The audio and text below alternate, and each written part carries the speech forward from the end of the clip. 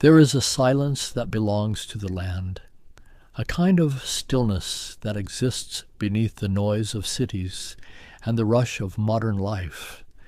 And tonight I find myself drawn toward a place where time moves differently, where the story of a continent unfolds across millennia, layer upon ancient layer, stretching back long before names were given to anything at all. Australia, the word itself feels like an echo, a sound that carries the weight of something impossibly old. And as I let my mind drift toward this island to a continent, I notice how it sits there in the southern seas, separated from the rest of the world by vast expanses of ocean, holding its secrets close, waiting. The land is old, older than almost anywhere else people have walked, and there is something about that age that changes everything. The rocks themselves remember things. The red earth holds stories that go back so far they become almost impossible to imagine. 60,000 years, perhaps 70,000. The numbers themselves begin to lose meaning when stretched across such distances of time. I imagine standing on that ancient ground, feeling the warmth of it beneath bare feet, and knowing that others stood here too, long ago, watching the same stars wheel overhead, though the constellations were not yet named, not yet mapped, just points of light in the endless dark, guiding travelers across a landscape that existed in a kind of eternal present. The first people came by boat, or perhaps many boats, over many generations. No one knows exactly how, but they came, crossing from the north when the seas were lower and the distances shorter, and they found a place unlike anywhere else on earth, a land of extremes, of burning deserts and lush coastlines, of forests filled with creatures that seemed to belong to an earlier age, marsupials that carried their young in pouches, birds that could not fly but stood taller than a person, echidnas and platypuses that defied easy categorization. And these first Australians, these ancient peoples, they did not simply survive in this place. They flourished. They learned every corner of the continent, every waterhole and river, every cave and coastline. They developed languages, hundreds of them, each one a universe of knowledge containing names for plants and animals, stories about the land, instructions for living, the dream time, or the dreaming, though these English words can barely touch the depth of what they mean. This was the framework through which everything was understood, a time before time, when ancestral beings moved across the formless earth, singing it into existence, shaping mountains and valleys, creating waterholes and rivers. And these songs became pathways, invisible tracks across the continent, songlines that could guide a person from one end of Australia to the other. If you knew the verses, if you carried the map inside your voice, I think about what it means to know a place that completely, to understand it not just as territory, but as story, as song, as sacred text, written in stone and water and wind, every feature of the landscape connected to a narrative, every rock formation the body of an ancestor, every river the path where a rainbow serpent once traveled, creating the world as it moved for thousands upon thousands of years. This was how things were. The oldest continuous culture on Earth, adapting slowly, maintaining balance, developing technologies suited to the land, the boomerang that returns to the hand, fish traps built from stone that still stand today, methods of burning that kept the country healthy, preventing the massive fires that come when undergrowth grows too thick, working with the rhythms of the land rather than against them. And the continent remained largely unknown to the rest of the world, the great southern land, terra australis incognita, a theoretical place on European maps, drawn in to balance the weight of the northern continents, imagined but not yet encountered, not yet named, existing in the realm of speculation and wonder, until, inevitably, the ships began to arrive. The Dutch were the first Europeans to make documented contact. Their great trading ships, moving through the waters of Southeast Asia in search of spices and profit, and sometimes, when storms pushed them off course or curiosity drew them southward, they encountered coastlines that did not match their charts, shores that seemed to belong to something vast and unknown. 1606, Willem Janszoon, captain of the Duifken, touched the western coast of Cape York Peninsula, though he believed it to be part of New Guinea, not understanding yet that he had found something else entirely, something that would challenge European understanding of the world's geography. The reports he sent back spoke of a barren coast, of hostile encounters, of land that seemed to offer nothing worth claiming, and so the Dutch continued their occasional encounters, charting pieces of the coastline, naming places, but never quite grasping the full extent of what lay before them. Abel Tasman sailed around the southern edge in 1642, mapping Tasmania, which he called Van Diemen's Land, and parts of the western coast, proving that this was indeed a separate land mass. But still, the interior remained a mystery, the eastern coast completely unknown to European eyes. For more than a century and a half, Australia existed in this strange liminal state, partially mapped, partially mythologized, appearing on Dutch charts as New Holland, but largely ignored, deemed too remote, too difficult, too unrewarding to warrant serious attention. The great European powers were focused elsewhere, on the Americas, on Africa, on India, and this ancient continent in the southern seas continued much as it had for millennia, its indigenous peoples living according to rhythms that predated any European notion of history. But exploration, once begun, has its own momentum, its own inevitable unfolding.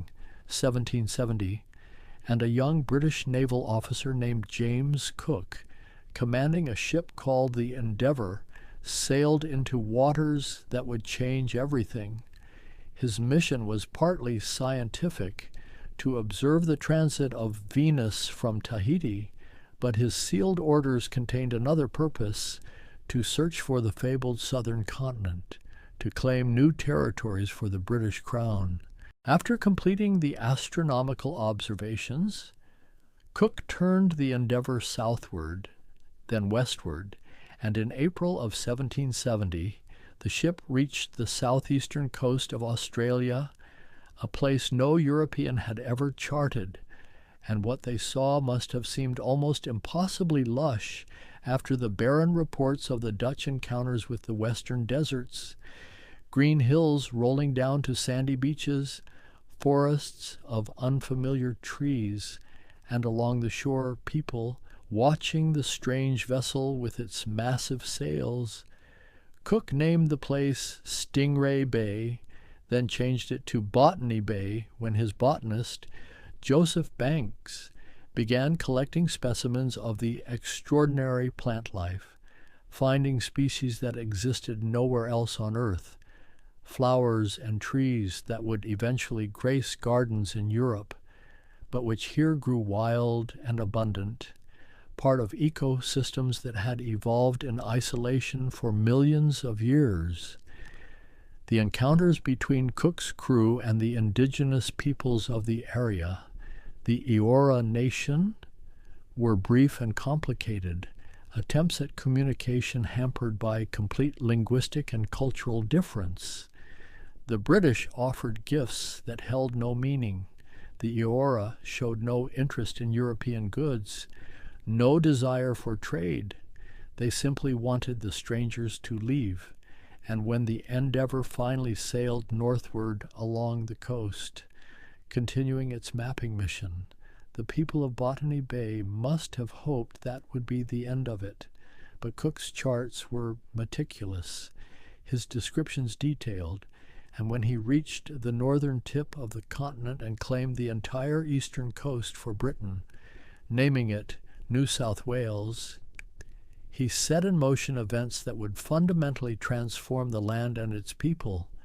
Back in Britain, the reports from Cook's voyage created interest, but it was not scientific curiosity or commercial opportunity that would bring the British back to Australia. It was crisis and desperation and the peculiar logic of empire. For decades, Britain had been sending its convicted criminals to the American colonies, a way to remove unwanted people while populating distant territories. But the American Revolution ended that option. Suddenly, British prisons were overflowing.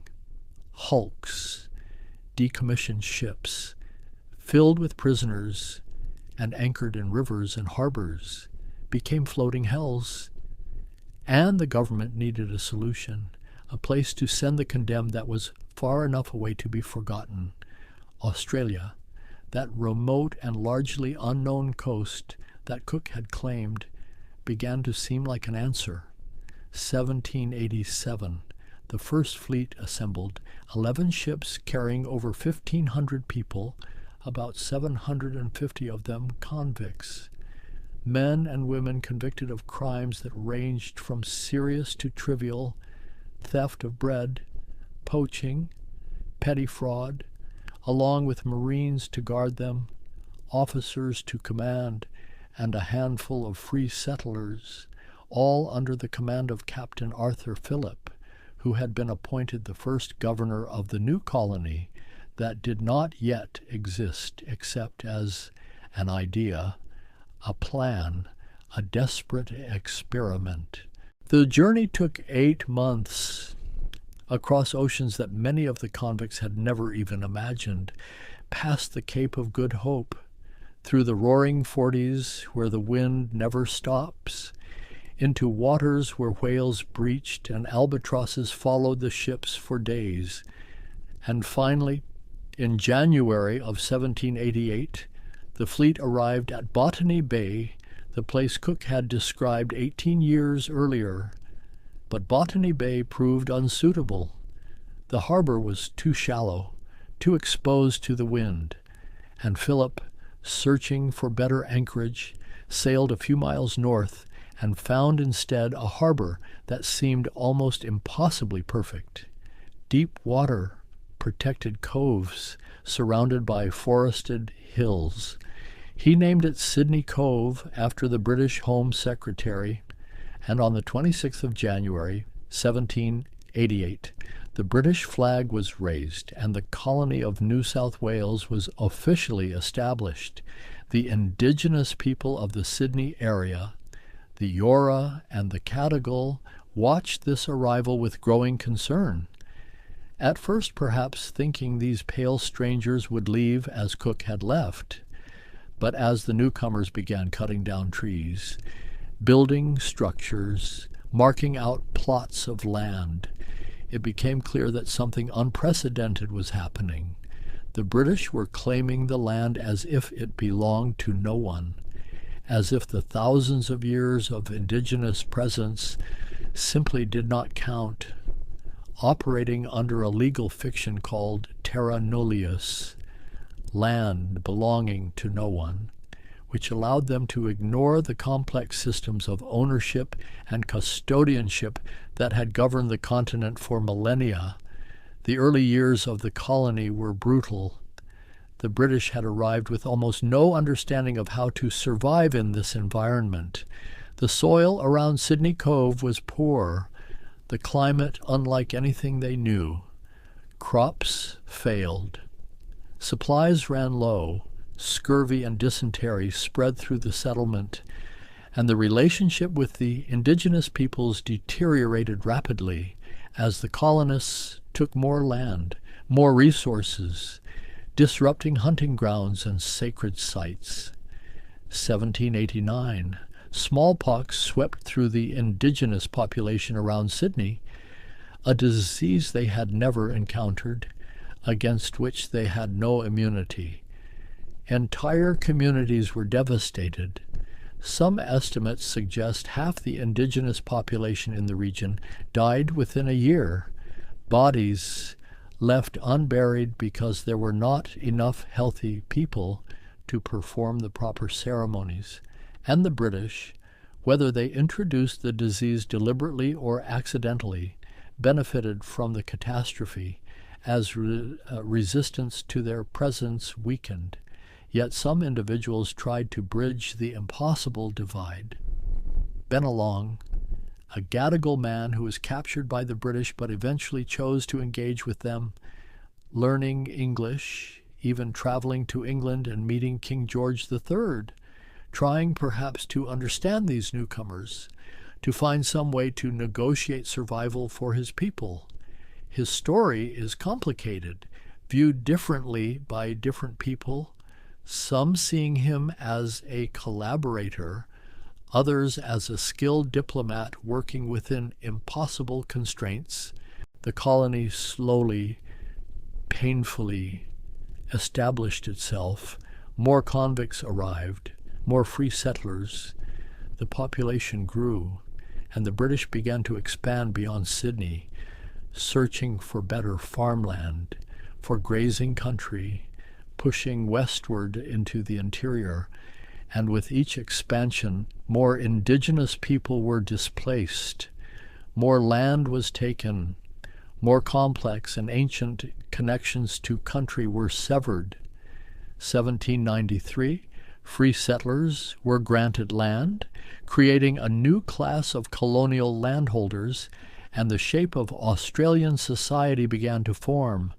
Convicts serving their sentences, then becoming emancipists, free but marked by their past, while new immigrants arrived voluntarily, claiming superiority over the transported criminals, and above them all, the British administrators and military officers, maintaining the structures of empire, and beneath everyone, rendered invisible by law and policy, the indigenous peoples whose land this had been for longer than anyone could count.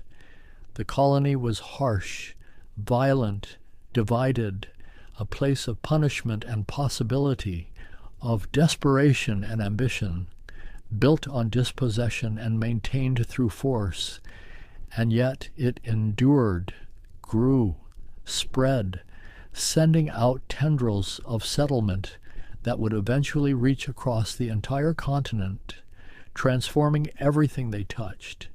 The interior beckoned, that vast unknown stretching westward from the coastal settlements, and the early colonists looked toward it with a mixture of fear and fascination. Beyond the blue mountains that rose like a wall west of Sydney, there had to be something, good land perhaps, rivers, pastures, wealth waiting to be claimed. But the mountains themselves seemed impassable, their sandstone cliffs dropping away into chasms filled with blue-hazed eucalyptus forest, their ridges leading nowhere, dissolving into a maze of valleys that swallowed expeditions whole. 1813, and finally 3 men found a route. Gregory Black's land, William Lawson, and William Charles Wentworth. They succeeded where others had failed by following the ridge lines instead of the valleys, staying high, and when they crossed the mountains, they found rolling plains beyond, grasslands that seemed to promise everything the colony needed, and within months a road was being built. Convict labor cutting through the wilderness, creating a path for expansion. The floodgates opened. Settlers poured across the mountains, claiming land, running sheep and cattle on country that had sustained indigenous peoples for thousands of years. The wool industry began its rise, driven by Britain's insatiable demand for raw materials, and the Australian interior, or at least the parts that seemed useful to European eyes, started to fill with fences and flocks, and the infrastructure of pastoral capitalism. But the continent was so much larger than anyone had imagined.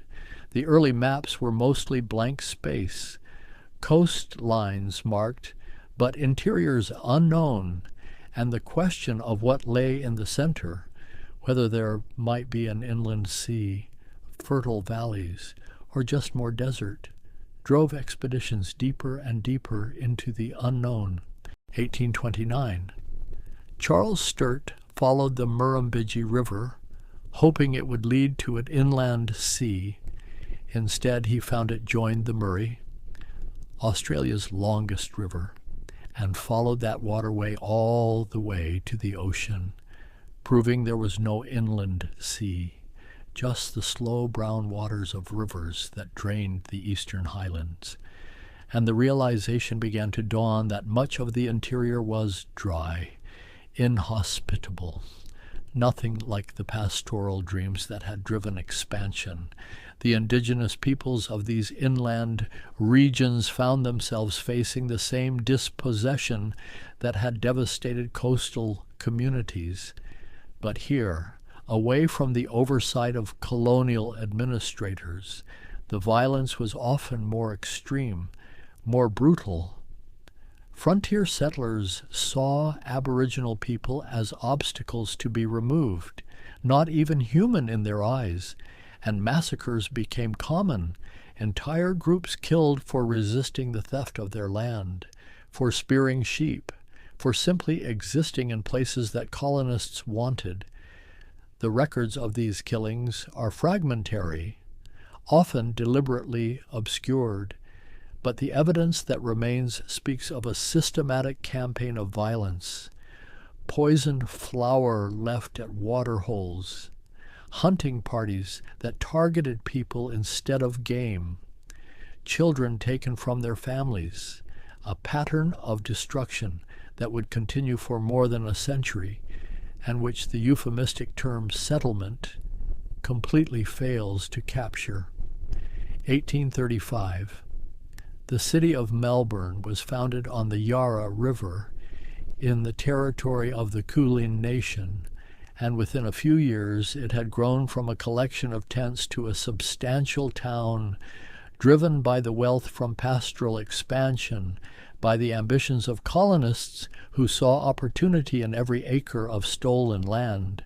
1840, transportation of convicts to New South Wales ended, though it would continue to other colonies for another 20 years.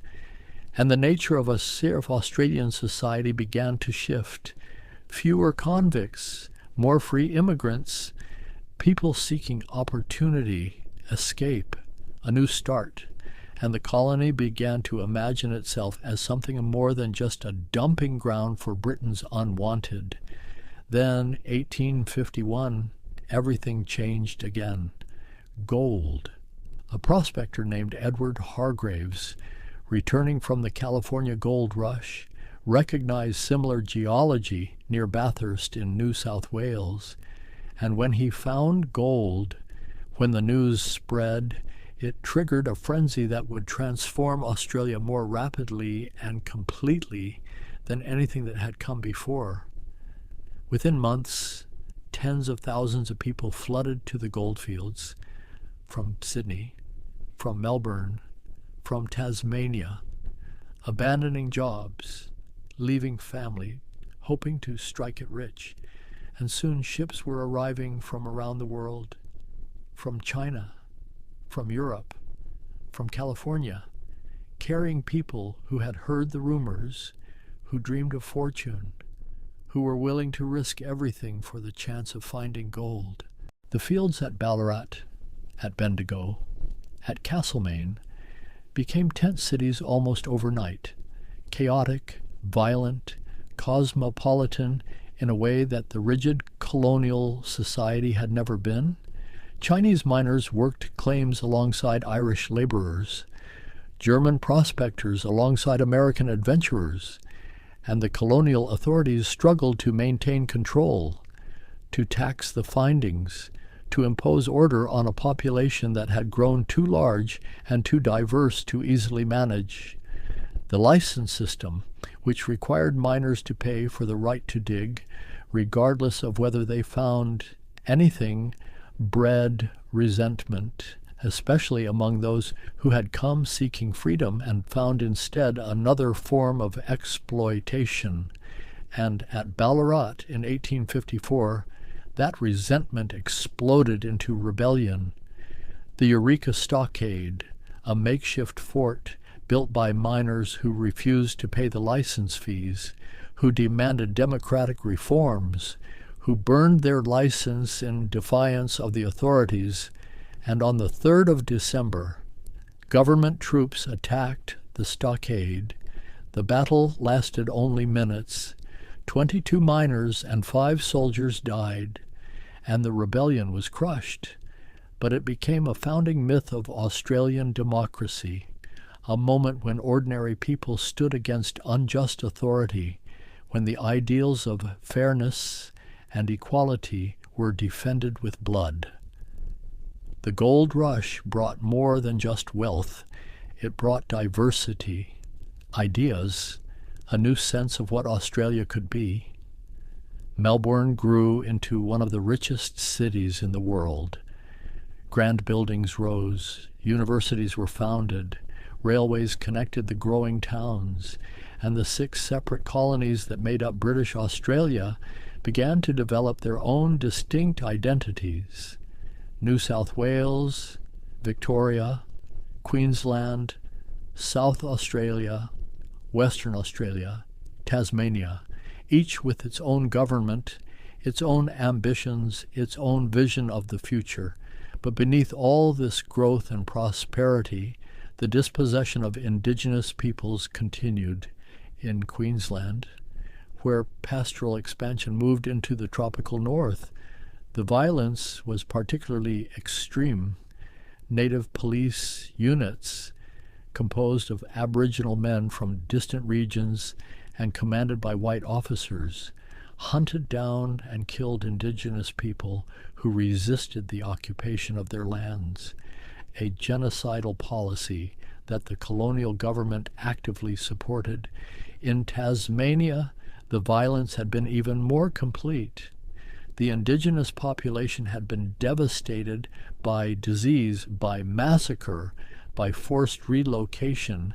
By the 1830s, the few survivors had been moved to Flinders Island, where many died from illness and despair.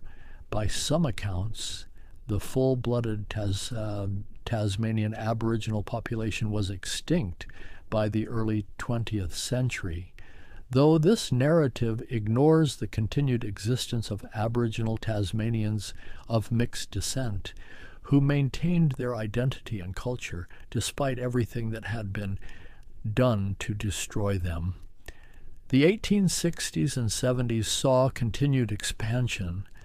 The pastoral frontier pushed further into the interior, into the arid zones where only certain kinds of grazing were possible, where massive stations covered territories the size of small European countries, worked by small crews of stockmen, many of them Aboriginal people who knew the country, who could find water where Europeans saw only wasteland, who worked for rations rather than wages, continuing to live on their traditional lands, but now as laborers in an economy that gave them almost nothing. The colonial governments began to pass laws segregating Aboriginal people, confining them to reserves and missions, separating them from white society. Children of mixed descent were taken from their families, sent to institutions, trained as servants and laborers, stripped of their language and culture, the beginning of what would later be called the Stolen Generations, a policy of forced assimilation that would continue well into the 20th century, causing trauma that reverberates still. Meanwhile, the 6 colonies began to discuss federation, the possibility of uniting into a single nation. The debates were complex, each colony protective of its own interests. But there were practical reasons for unity: defense, trade, immigration control, and underlying it all, a growing sense of Australian identity, distinct from Britain, shaped by the unique experiences of life on this ancient continent. 1891. A constitutional convention met in Sydney, delegates from each colony debating the terms of union. What powers would belong to the federal government? What would remain with the states? How representation would work? How the vast differences between the populous southeast and the empty interior would be balanced? The proposed constitution was drafted, debated, revised, put to referendums in each colony, and slowly, unevenly, support built, though Western Australia hesitated, reluctant to join until the last moment, worried about being dominated by the eastern colonies. But the momentum was inexorable, and on the 1st of January, 1901, the Commonwealth of Australia came into being, the 6 colonies becoming 6 states, united under a federal government, a new nation born not through revolution, but through negotiation, paperwork, the orderly processes of British parliamentary democracy.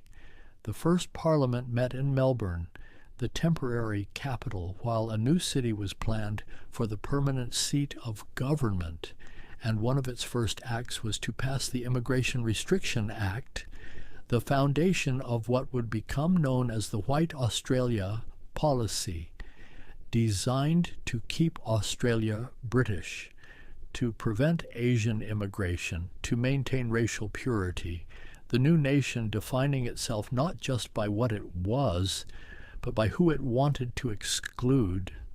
The new nation was confident, optimistic, calling itself the Commonwealth of Australia, imagining a future of prosperity and progress, building institutions, defining citizenship, creating the machinery of government, and all of it resting on foundations that few wanted to examine too closely: the dispossession, the violence, the exclusion built into the very fabric of the nation from its inception. The early decades of the 20th century brought rapid change. Australia federated just as the modern world was taking shape, when technology was accelerating, when old certainties were beginning to crumble, and the young nation tried to find its place in this new order, still tied to Britain, still thinking of itself as British, but beginning to develop something distinct, something shaped by distance and desert, and the peculiar experiences of life at the edge of empire. 1914, and the world went to war, and Australia, barely more than a decade old as a nation, eagerly joined the fight. 60,000 volunteers in the first few months. Eventually, more than 400,000 would serve. A massive commitment from a population of less than 5 million. Young men who had grown up hearing stories of the gold rush, of pioneering expansion, who saw war as adventure, as a chance to prove themselves, to show that Australia could stand alongside the great powers. Gallipoli, 1915. The name became sacred, became the moment when Australian national consciousness crystallized around sacrifice and loss. The campaign was a disaster. Allied forces landing on Turkish beaches and being pinned down for 8 months, achieving nothing, losing thousands. And among those thousands were Australian and New Zealand troops. the Anzacs, whose courage and suffering became the foundation myth of both nations. The 25th of April, Anzac Day, the anniversary of the landing, became Australia's most solemn commemoration, more significant than Australia Day, more central to national identity than any political founding, as if the nation truly began not in federation, but in that terrible baptism of blood and futility on a foreign shore. The war continued. Australian troops fought on the Western Front in the Middle East, and when it finally ended in 1918, 60,000 were dead, more than 150,000 wounded, almost every family in the country touched by loss. And the returning soldiers found a nation that had changed, that had been marked by the war in ways that would shape everything that followed. The 1920s brought a kind of uneasy prosperity. The soldier settlement schemes gave returned servicemen land to farm, often marginal land that barely supported a family, but the gesture was meant to reward sacrifice, to create a class of independent landholders, though many of these farms would fail during the hard years ahead. Cities grew. Melbourne and Sydney became modern metropolises, electric trams, motor cars, cinemas showing films from Hollywood, department stores selling goods from around the world, and a working class that was increasingly organized, increasingly willing to fight for better conditions, strikes and lockouts becoming common, the battle between labor and capital playing out in mines and ports and factories.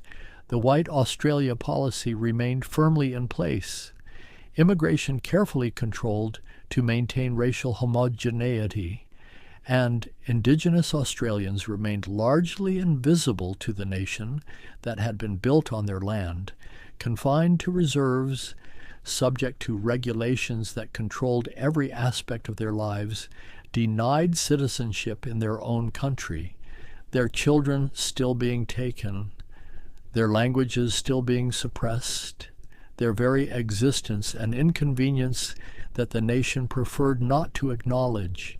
1929, and the global economy collapsed. The Great Depression hit Australia hard.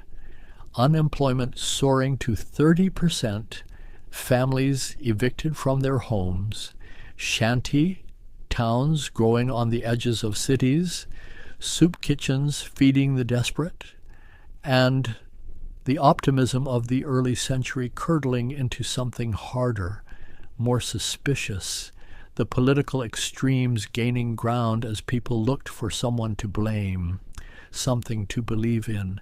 But the Depression also brought out a kind of resilience, communities supporting each other, the beginnings of a social safety net, pressure for government intervention in the economy, and slowly, painfully, the worst passed. Employment gradually recovered, though the scars remained. A generation that had lived through war and depression carrying a caution, a skepticism that would color their view of the world forever. 1939, and war came again, and again Australia committed itself fully. This time the threat felt more immediate. Japan was expanding through Asia, and the comfortable assumption that distance provided security began to seem naive.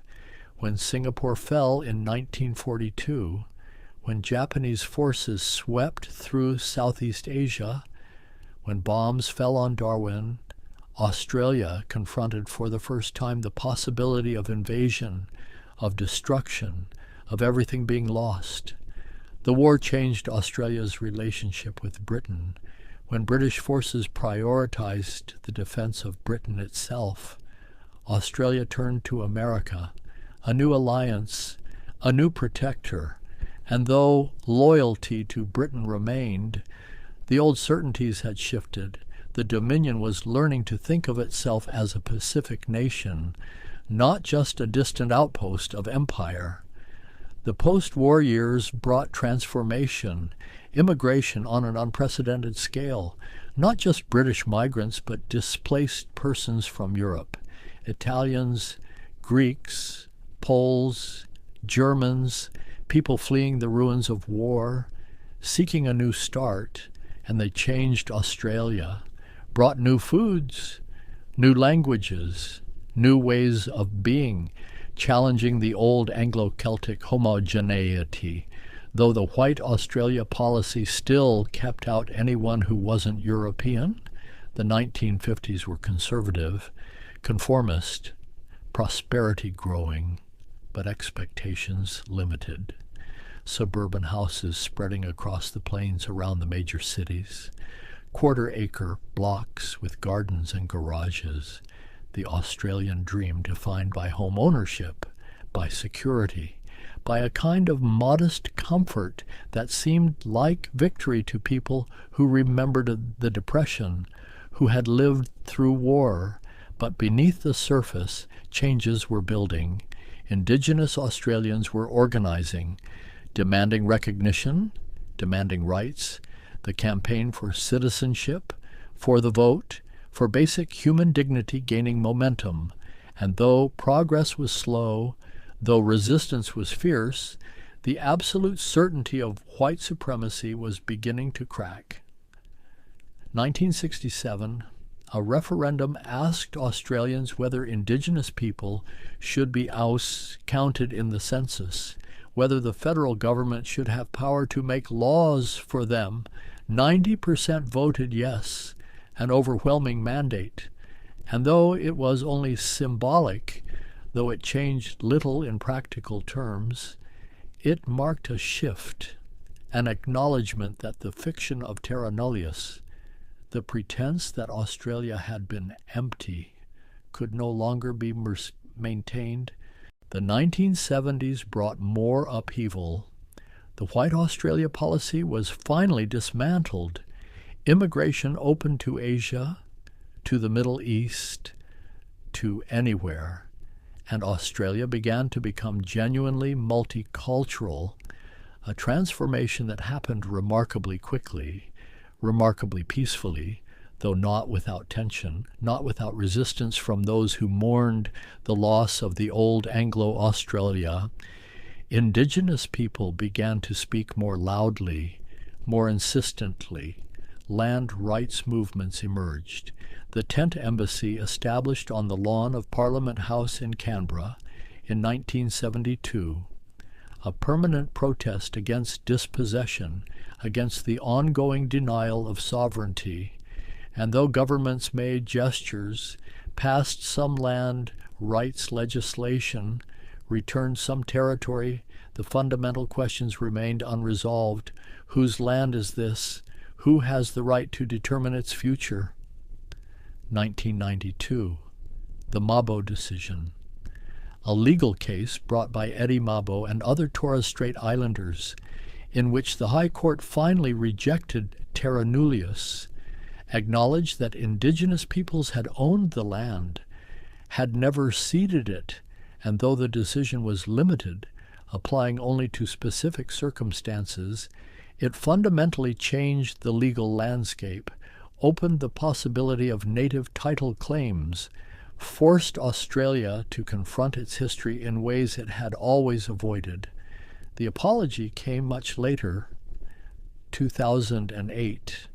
Prime Minister Kevin Rudd formally apologizing to the stolen generations, to the children who had been taken, to the families that had been destroyed, saying sorry, a word that carried weight, that meant something, though words alone cannot repair what was broken, cannot restore what was lost.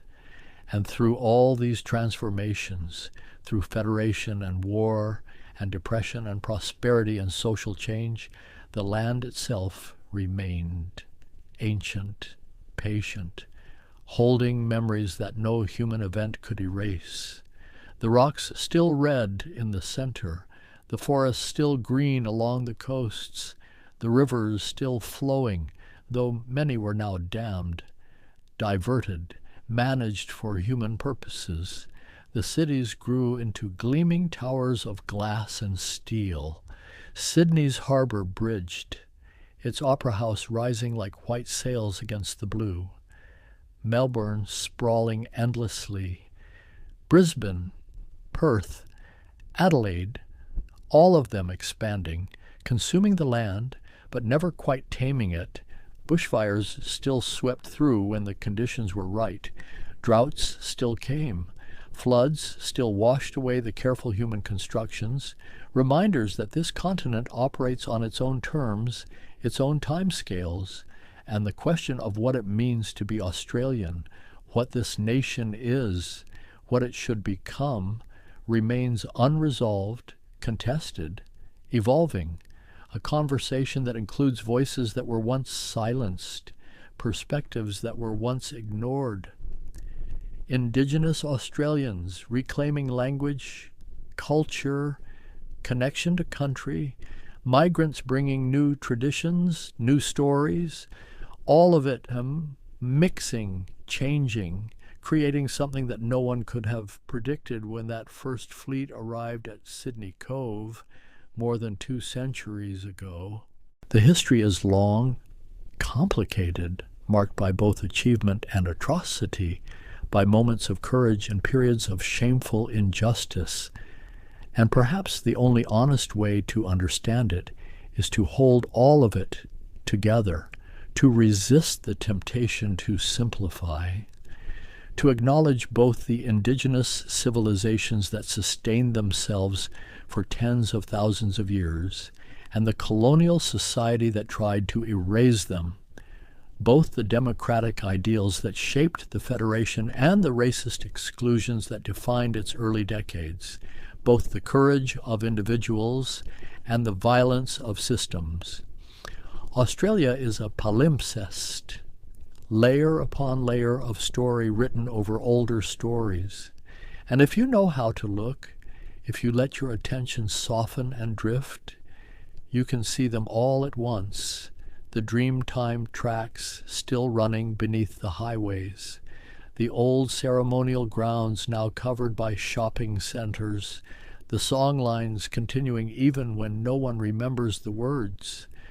There is something about islands, about places separated by water, that lets them develop differently, evolve their own logic, their own peculiar answers to the question about how to live. And Australia, isolated for so long, became a kind of laboratory where marsupials filled the niches that placental mammals occupied elsewhere, where birds forgot how to fly because there were no ground predators, where plants developed strategies for surviving fire, for thriving in poor soil, for making the most of irregular rain. The indigenous peoples understood this, developed cultures perfectly adapted to the constraints and possibilities of the land, in the deserts, where water is scarce and dispersed. Social structures remained fluid, small groups moving according to season and opportunity, but along the coasts, where resources were more abundant, more permanent settlements emerged, complex trade networks, elaborate ceremonies, the land dictating the shape of culture, culture reflecting the land. And when the Europeans came, they brought different assumptions, different ways of thinking about ownership and use. They saw emptiness where there was actually careful management, saw wilderness where there was actually garden.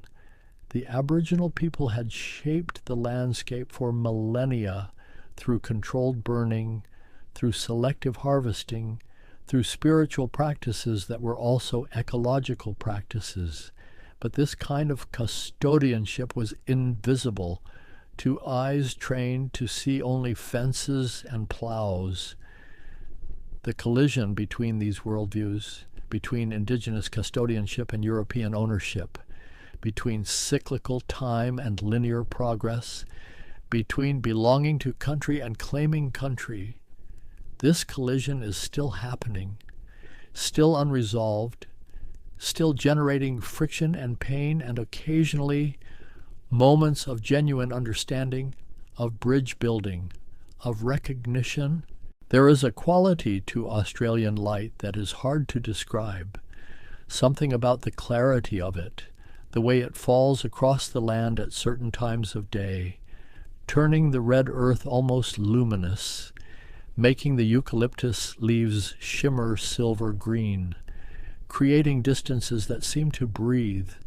And perhaps this light has shaped the Australian character somehow, this brightness that reveals everything, that hides nothing, that makes pretension difficult and demands a kind of honesty. The historians speak of the tyranny of distance, the way remoteness shaped Australian development, made it expensive to import goods, difficult to maintain cultural connections with Europe, forced a kind of self-reliance, and this distance did matter, shaped everything, but it also provided protection, allowed Australia to develop at its own pace, to pick and choose which European conflicts to join, which trends to adopt. The cities that grew here are unlike cities anywhere else. Sydney, sprawling around its harbor, refusing to be contained by any rational plan. Melbourne laid out in a careful grid, but bursting beyond it in all directions. Perth isolated on the western coast, separated from the eastern cities by thousands of kilometers of desert, each developing its own culture, its own sense of itself, fierce rivalries emerging over football, over which city is more livable, over trivial things that matter enormously to those who live there. And in the spaces between the cities, in the small towns and isolated stations, in the mining camps and fishing villages, different versions of Australia persist, places where time moves more slowly, where everyone knows everyone, where the land still dominates human activity, where you are never far from the awareness that you are living on the edge of something vast and indifferent. The artists and writers who tried to capture this place struggled with it. How do you paint a landscape that has no romantic ruins, no picturesque villages, just space and light and strange trees? How do you write about a history that began yesterday and 60,000 years ago simultaneously?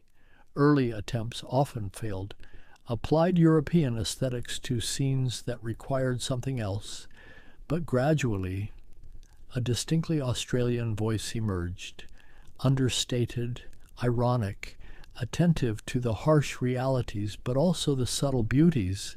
The convict past, which once was a source of shame, something to be hidden, has become a point of pride, a kind of founding myth. The idea that Australia was built by people who had nothing, who were given no choice, but who survived anyway, who made something out of nothing. This narrative appeals to the Australian sense of being the underdog, of succeeding despite the odds, though of course it eruses the indigenous dispossession that made that nothing available in the first place. Sport became a kind of secular religion, a way of proving Australian worth on the international stage. Cricket, rugby, swimming, any arena where Australians could compete and win became important, became a source of national pride disproportionate to the actual stakes.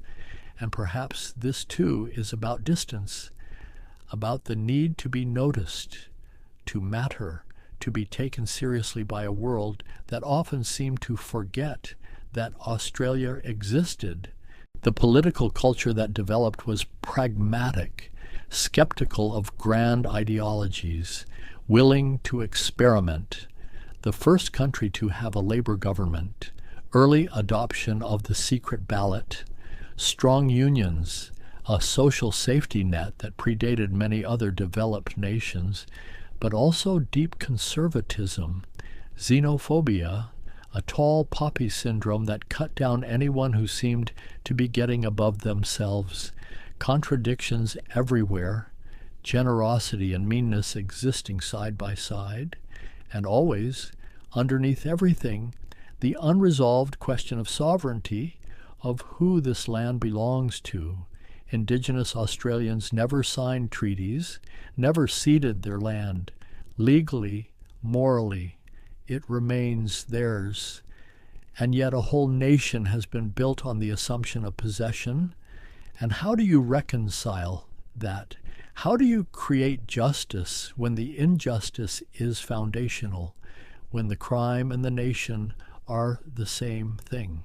These questions have no easy answers, probably no complete answers, but the asking of them, the willingness to sit with the discomfort they produce, this might be the beginning of something, a different kind of Australia, one that can acknowledge its past without being destroyed by it, that can honor Indigenous sovereignty without dissolving into chaos, that can be multicultural without erasing difference into bland uniformity.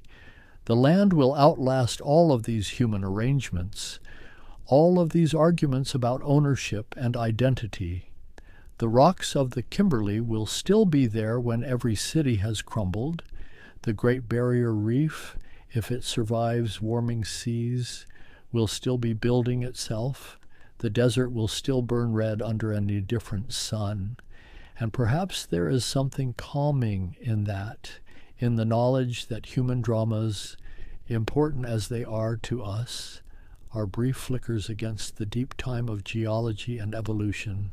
Tonight, as I let my mind wander across this history, across this landscape, I notice how it all connects, how the Dreamtime tracks and the modern highways are running to the same places, how the convict roads and the indigenous pathways often followed the same logic, finding the easiest routes through difficult terrain, how the cities grew where fresh water met the sea, where natural harbors protected ships, the same places where indigenous peoples had gathered for thousands of years.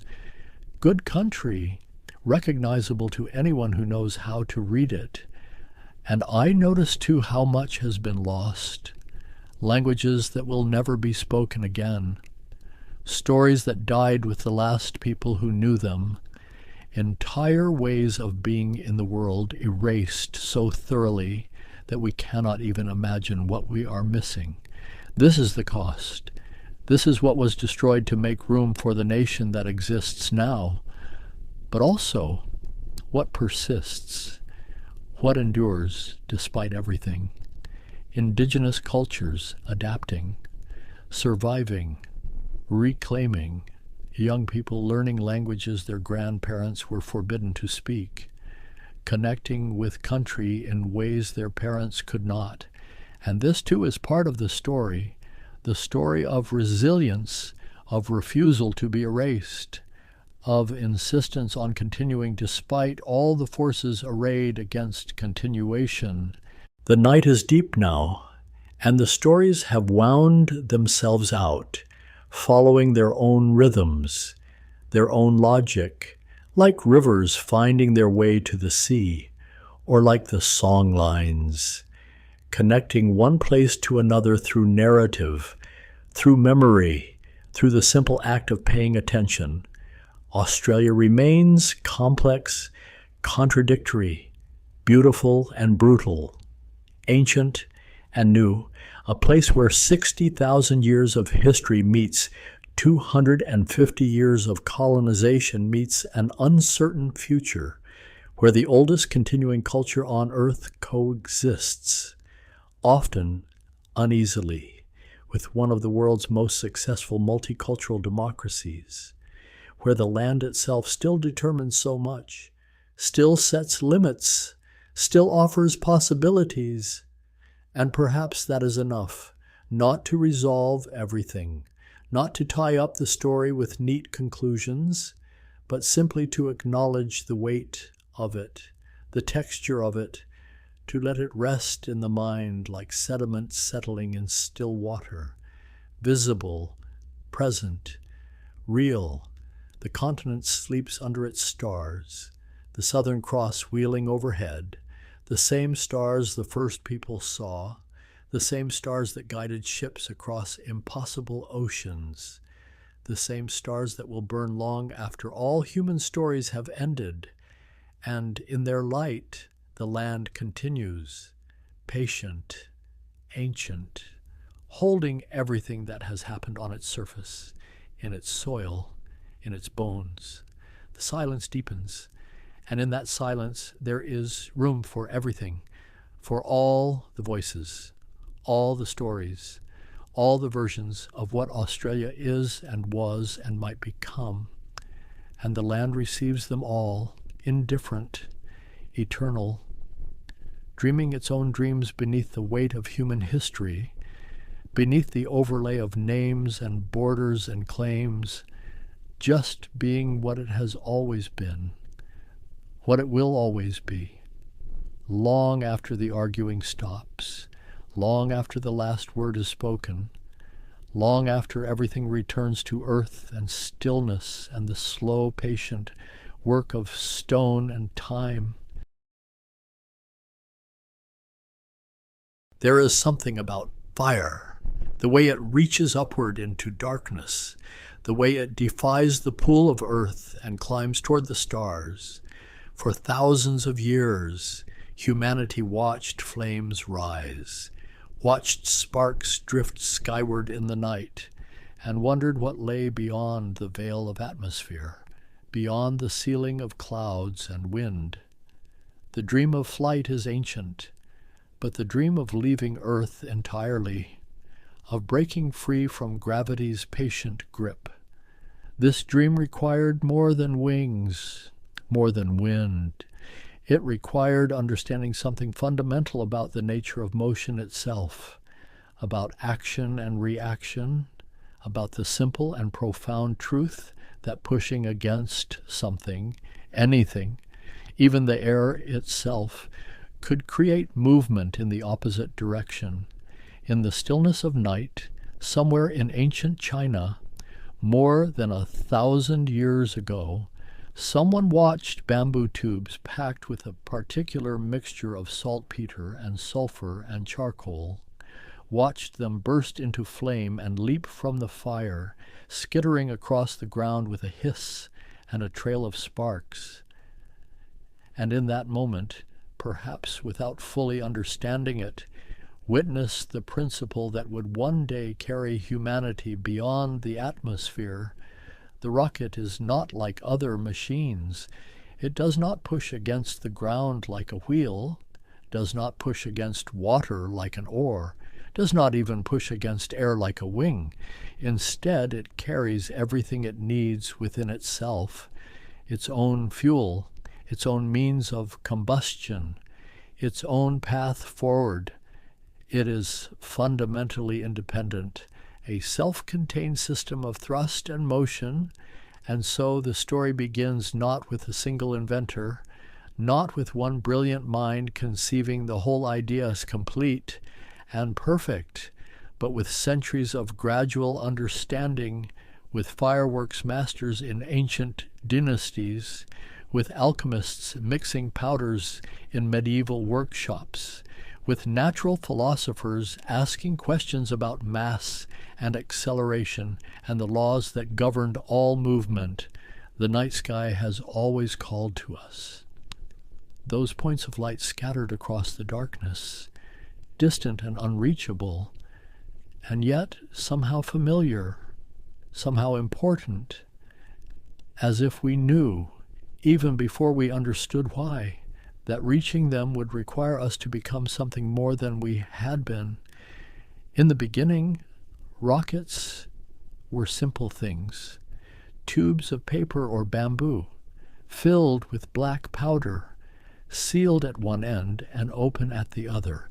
When ignited, the burning powder produced hot gases, and those gases, expanding rapidly, rushed out through the opening, and in rushing out, in escaping into the air, they pushed the tube in the opposite direction. This is Newton's third law. Though Newton had not yet been born to articulate it, action and reaction, equal and opposite. The rocket pushes against its own exhaust, and the exhaust pushes back. These early rockets were used for celebration, for warfare, for signaling across distances. Arrows fitted with small rocket tubes that could fly farther than any bow could send them. Fire arrows streaking through the air above battlefields, leaving trails of smoke and flame, terrifying to see, devastating in their effect. But they were also curiosity, spectacle, mystery. How could something fly with no visible means of support, with no wings, no lighter-than-air envelope, just a tube of burning powder somehow defying gravity, climbing into the sky until the fuel was spent, then falling back to Earth? The principle was sound, but the execution was crude. Early rockets were unpredictable. They wandered in flight, spun erratically, sometimes exploded, sometimes failed to ignite. They were as likely to endanger the launcher as the target. And yet the idea persisted, because it worked, because even in its primitive form, the rocket demonstrated something profound, that thrust alone, pure directed force, could overcome gravity, could achieve motion through empty air, could reach heights that nothing else could reach. Centuries passed, and the knowledge spread from China westward along trade routes, into the Islamic world, into Europe, each culture adapting the design, experimenting with different mixtures, different casings, different applications, always pushing, always trying to make the rocket more reliable, more powerful, more controllable. And always, in the background of these practical efforts, there was the dream, the impossible dream, whispered about in stories and speculation, that perhaps one day, if the rocket could be made large enough, powerful enough, stable enough, it might carry something more than a warhead or a message. It might carry a person, might carry us beyond the sky, beyond the air, into that vast and silent realm where the stars dwell. This is where we begin, in those early centuries, when the rocket was still a wonder, still half magic and half science, when no one could quite explain why it worked, only that it did, and that within that simple principle of thrust and reaction lay the seed of something extraordinary.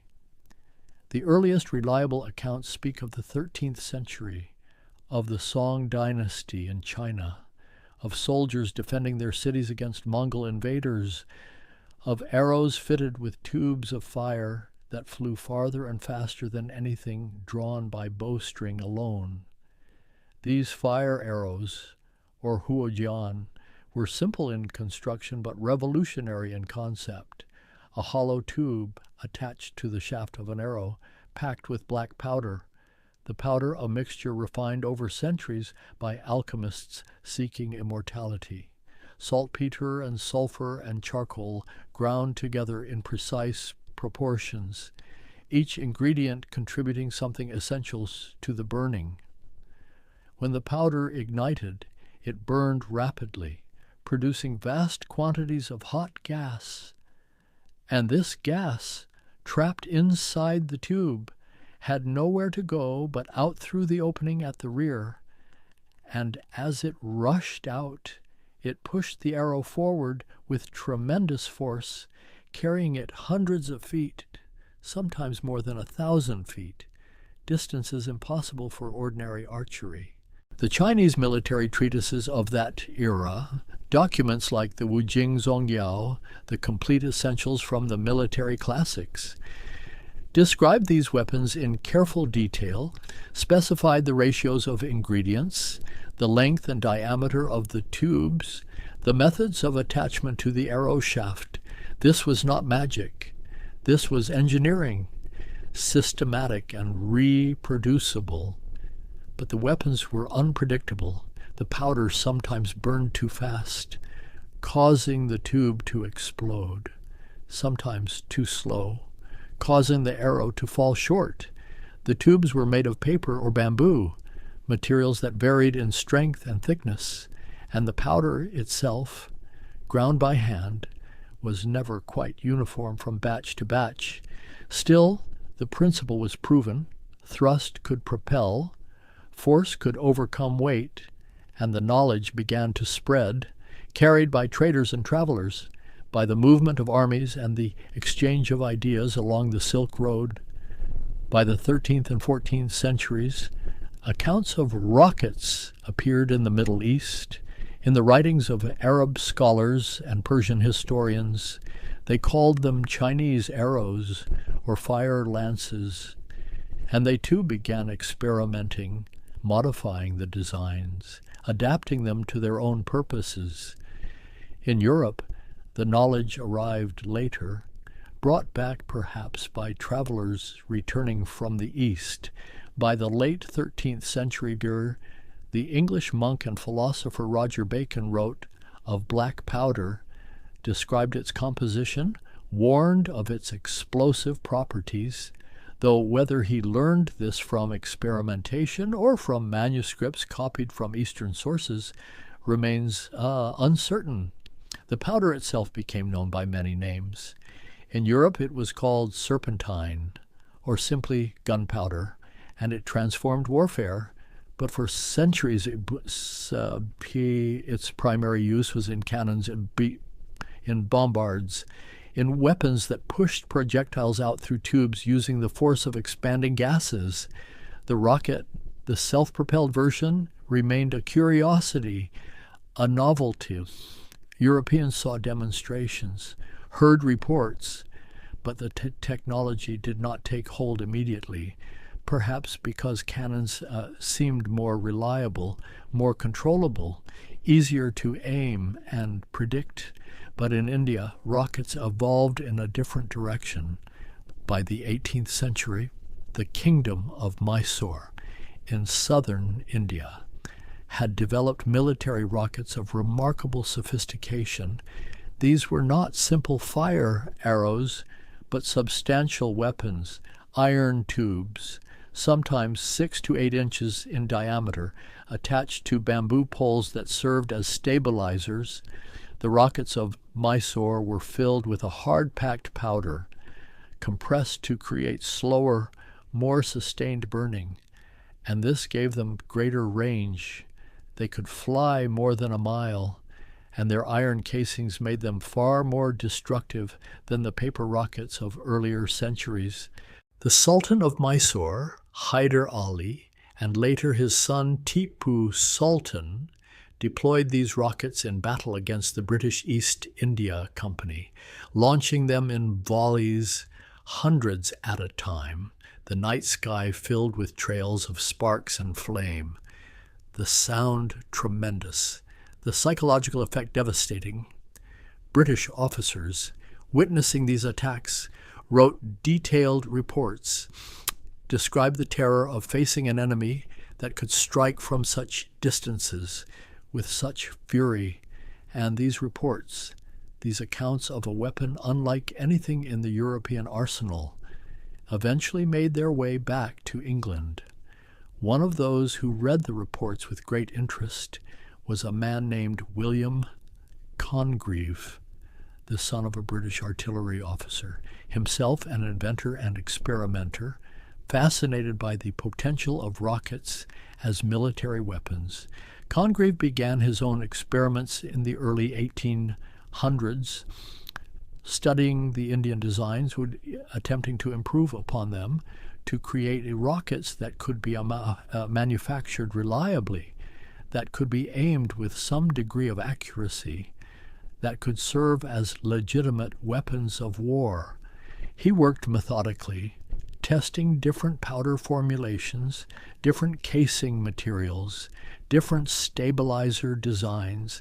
His rockets were built of iron with carefully machined interiors, and they ranged in size from small signal rockets to massive bombardment rockets weighing 32 pounds or more.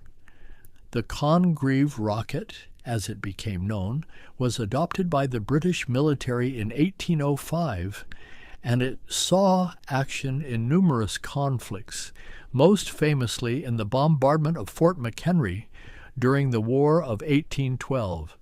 The rocket's red glare, immortalized in the American national anthem, a reference to Congreve's weapons streaking through the night sky above Baltimore. These rockets were formidable, but they remained fundamentally limited. Their accuracy was poor. They tumbled and wavered in flight. A long stabilizing stick helped, but not enough. A rocket might be aimed at a fortress and land 100 yards away, or veer off course entirely. The problem was one of balance and design. The rocket pushed itself forward by throwing mass backward, but that mass, the exhaust, emerged from a single point, and any slight imperfection in the construction, any variation in how the powder burned, would cause the rocket to spin or tumble. Still, for certain purposes, they were effective, setting fires, creating chaos, bombarding coastal targets from ships offshore, and the very fact that they worked at all, that they could carry explosive payloads over distances of a mile or more, kept interest alive. In Russia, in the early 19th century, a military officer named Konstantin Konstantinov studied rockets extensively, traveled to England to observe Congreve's designs, returned to Russia, and established a rocket production facility. His work focused on standardization, on creating manufacturing processes that would produce consistent results. Konstantinov understood that the rocket's unreliability stemmed largely from inconsistency. No two rockets were quite the same, and so he developed tools for measuring, for ensuring that each rocket was built to exact specifications. His ballistic pendulum allowed him to measure thrust, to compare different powder mixtures scientifically. He also recognized that the long stabilizing stick, while helpful, was cumbersome and added weight, and he experimented with other stabilization methods, with fins, with spin stabilization, trying to make the rocket more practical as a weapon. But even as military rockets evolved, even as they became more powerful and more reliable, they remained secondary weapons, curiosities, useful in specific circumstances, but never quite matching the accuracy and consistency of conventional artillery. What kept the dream alive? What prevented rockets from being abandoned entirely was not their military utility, but the idea they represented, the principle they embodied. Here was a machine that needed nothing but itself, that carried its own fuel, its own oxidizer, that could operate in any environment, even theoretically, in the absence of air. And there were those who understood this, who saw beyond the immediate application to something far more profound, visionaries who looked at the rocket and saw not a weapon, but a vehicle, a means of transportation to places no other machine could reach. In Russia, in the late 19th century, a school teacher named Konstantin Tsiolkovsky began publishing articles about space travel, about the theoretical possibility of using rockets to escape Earth's gravity. He was largely self-taught, worked in isolation in the provincial town of Kaluga, but his mind ranged across the cosmos. Tsiolkovsky derived the fundamental equation of rocket motion, the relationship between exhaust velocity and the mass ratio, the rocket equation that would govern all future spaceflight. He understood that a rocket could work in a vacuum, that it needed no air to push against, that it pushed against its own exhaust and nothing else. He wrote of multi-stage rockets, of liquid fuels that would burn more efficiently than black powder, of spacecraft that would one day orbit the Earth, of colonies in space, and though his work was largely unknown outside of Russia, though he had no means to build the machines he imagined, he laid the theoretical foundation for everything that would follow. In America, a professor named Robert Goddard conducted similar research, working independently, arriving at many of the same conclusions. Goddard was more practically minded than Tsiolkovsky, more interested in building and testing actual hardware, and he recognized early on that liquid fuels would be essential for any serious attempt at high-altitude flight. Goddard experimented in secret, afraid of ridicule, afraid of being labeled a dreamer or a fool. He tested small rocket motors in his laboratory at Clark University, measured thrust and efficiency, worked out the engineering challenges of pumping fuel and oxidizer into a combustion chamber, of cooling the engine to prevent it from melting, of controlling the burn, and in 1920 he published a modest paper, a mathematical treatment of rocket physics titled A Method of Reaching Extreme Altitudes. The paper was sober and technical, filled with equations and diagrams, but buried in its appendix was a single speculative paragraph suggesting that a rocket might one day reach the moon. The press seized on this idea, mocked it, published cartoons and editorials ridiculing the notion. One editorial famously stated that Goddard lacked even a high school understanding of physics, that a rocket could not work in the vacuum of space because it would have nothing to push against. The ridicule stung, and Goddard retreated further into privacy, but he continued his work, and on a cold day in March of 1926, on a farm in Auburn, Massachusetts, he launched the world's first liquid-fueled rocket. It flew for only 2.5 seconds, reached an altitude of 41 feet, landed in a cabbage patch. But it flew, and in flying, proved that liquid propulsion was possible. The rocket was small, almost delicate, 10 feet tall, constructed of thin metal tubing. The fuel was gasoline. The oxidizer, liquid oxygen, kept cold in an insulated tank. The engine itself was mounted at the top, an inverted arrangement, with the rocket hanging from its combustion chamber like a child's toy suspended from a string. Goddard had chosen this design deliberately, placing the heavy engine above the fuel tanks, believing it would provide stability, like a dart, with the weight forward. Though later he would reverse this, realizing that engines belonged at the base, that thrust should push rather than pull, the fuel system was ingenious.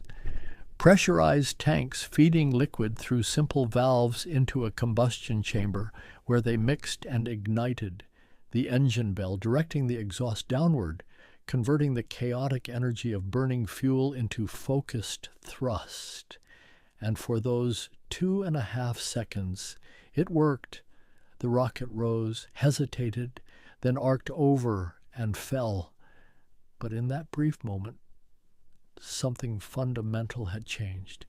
The era of solid propellant, of black powder packed into casings, was ending, and the era of liquid fuel, of precisely controlled combustion, of engines that could be throttled and steered, was beginning. Goddard continued his experiments through the 1920s and 30s. Moving to New Mexico, where the open desert provided space and privacy. His rockets grew larger, more sophisticated. He developed gyroscopic stabilization systems, movable vanes in the exhaust stream for steering, parachute recovery systems to retrieve his rockets intact after flight. By 1935, one of his rockets reached an altitude of 7,600 feet, traveling faster than the speed of sound. These were remarkable achievements, proof that liquid rockets could reach heights and speeds impossible for solid fuel designs, and yet Goddard worked in obscurity, funded by modest grants, building everything himself with a small team of assistants. He was secretive by nature, protective of his ideas, filing patents but publishing little, and this isolation, while it allowed him to work without interference, also meant that his innovations spread slowly, that others working on similar problems could not benefit from his discoveries. In Germany, in the 1920s and 30s, a different approach was taking shape. There, rocket enthusiasts formed societies, shared knowledge openly, conducted public demonstrations. The Verein für Raumschifffahrt, the Society for Space Travel, brought together engineers and dreamers, people who believed that space travel was not fantasy but engineering, a problem to be solved through systematic effort. Among them was a young engineering student named Werner von Braun, brilliant and charismatic, fascinated by rockets since childhood. He had read the works of the visionaries, Tsiolkovsky, Hermann Oberth, understood the mathematics, but wanted to build, to test, to make the dream tangible. The Society conducted experiments with small liquid-fueled rockets, launched them from fields outside Berlin, documented their failures and successes, and gradually their work attracted attention, including the attention of the German military, who saw in rockets a potential weapon, a way to strike at enemies from great distances without violating the Treaty of Versailles, which prohibited long-range artillery but said nothing about rockets. Von Braun, eager for funding and resources, accepted an offer to work for the German army, and by the mid-1930s, he was directing a secret rocket development program at Peenemünde, a remote facility on the Baltic coast. There, with virtually unlimited funding and access to Germany's best engineers, the work progressed rapidly. The goal was to create a ballistic missile, a rocket that could carry a warhead hundreds of miles, that could be launched from mobile platforms, that could strike with little warning. The technical challenges were immense.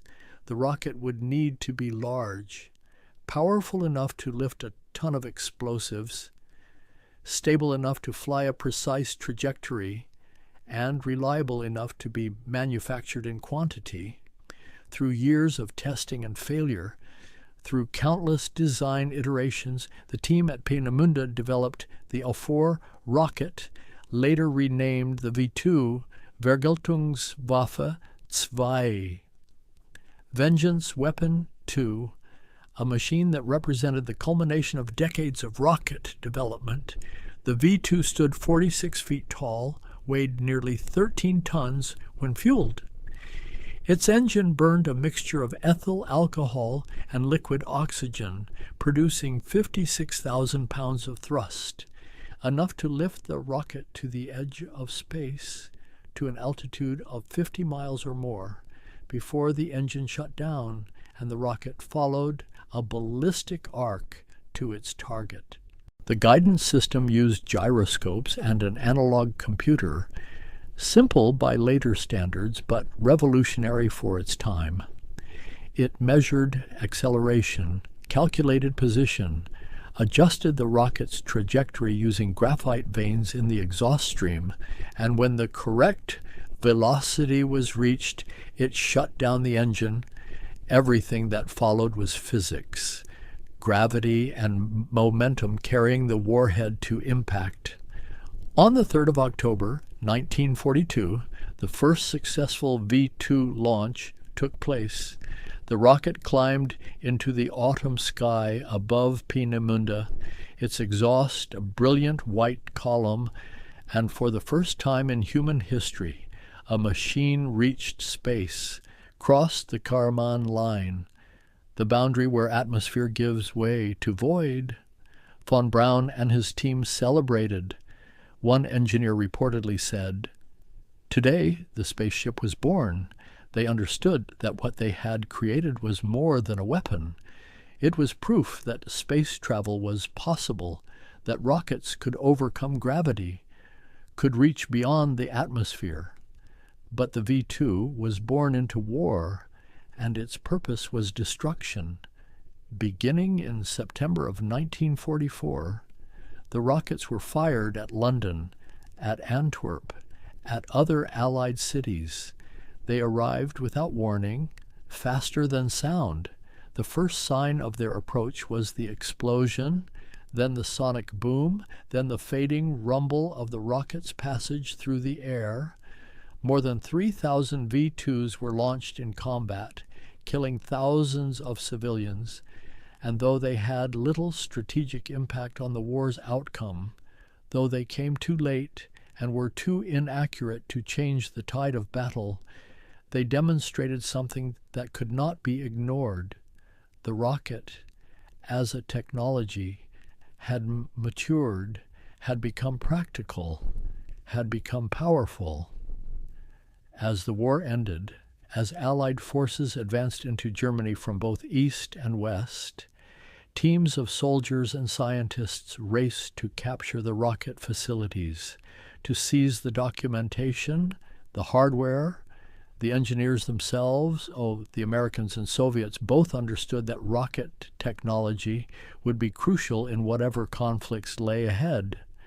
Von Braun and most of his team surrendered to American forces, along with enough components to build dozens of V-2s. They were brought to the United States, along with captured rockets, and began working for the American military, transferring their knowledge, teaching American engineers what they had learned. In the Soviet Union, captured German engineers were put to work as well, forced to recreate the V-2, to train Soviet engineers in its operation and construction. The Soviets reverse engineered everything, documented every component, and then began developing their own designs, improving on what the Germans had built. And so began the Great Expansion, the era when rockets ceased to be curiosities or experimental devices and became central to national defense, to scientific research, to the growing competition between superpowers. In the American desert, at White Sands, proving ground, in New Mexico, captured V-2s were launched, 67 of them over the course of several years, each flight a test, each flight carrying instruments into the upper atmosphere, measuring radiation, temperature, atmospheric composition, taking photographs from altitudes that revealed the curvature of Earth. Scientists placed fruit flies aboard, mice, even monkeys, testing the effects of high acceleration and brief weightlessness. The rockets climbed to heights of over 100 miles, then fell back. Sometimes the payloads were recovered. Sometimes they were destroyed on impact. But data was gathered, knowledge accumulated. The V-2 program taught American engineers how to build large rockets, how to handle cryogenic propellants, how to test and troubleshoot complex systems. But the V-2 itself was limited. It was a weapon converted awkwardly to scientific use. What was needed was something new, something designed from the start for the demands of space flight.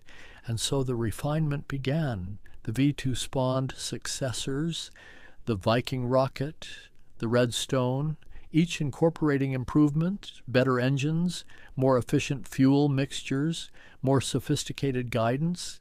The rockets grew more reliable, their flights more predictable. At the same time, new propellants were being explored. Researchers discovered that kerosene burned more efficiently than alcohol, that hydrogen, the lightest element, offered even better performance if its extreme cold could be managed. New oxidizers were tested, nitric acid, nitrogen tetroxide, each with advantages and drawbacks, each requiring different materials, different handling procedures. The Soviet Union pursued parallel development under the direction of Sergei Korolev, a brilliant engineer who had survived Stalin's purges and the gulags, who emerged from imprisonment to lead the Soviet rocket program. Korolev drove his teams relentlessly, pushed for ever larger rockets, ever greater capabilities. By the early 1950s, both nations were developing intercontinental ballistic missiles, rockets capable of carrying nuclear warheads across continents. These were massive machines, far larger than the V2, requiring engines of tremendous power, and their development pushed rocket technology forward at an unprecedented pace. But alongside the military applications, alongside the missiles and warheads, another possibility was emerging, the idea that these same rockets, with their ever-increasing power, might finally achieve what the visionaries had dreamed, might carry something beyond weapons into space, might launch satellites, spacecraft, even people, into orbit around Earth. The race to orbit began quietly, with calculations and proposals, with engineers sketching designs for satellites, small machines that could be placed in orbit around Earth, circling endlessly, held by gravity but moving too fast to fall, a balance between velocity and attraction that would keep them aloft indefinitely. The mathematics were well understood. To achieve orbit, a rocket had to reach a speed of approximately 17,500 miles per hour at an altitude above the atmosphere. Anything slower and it would fall back. Anything faster and it might escape Earth's gravity entirely.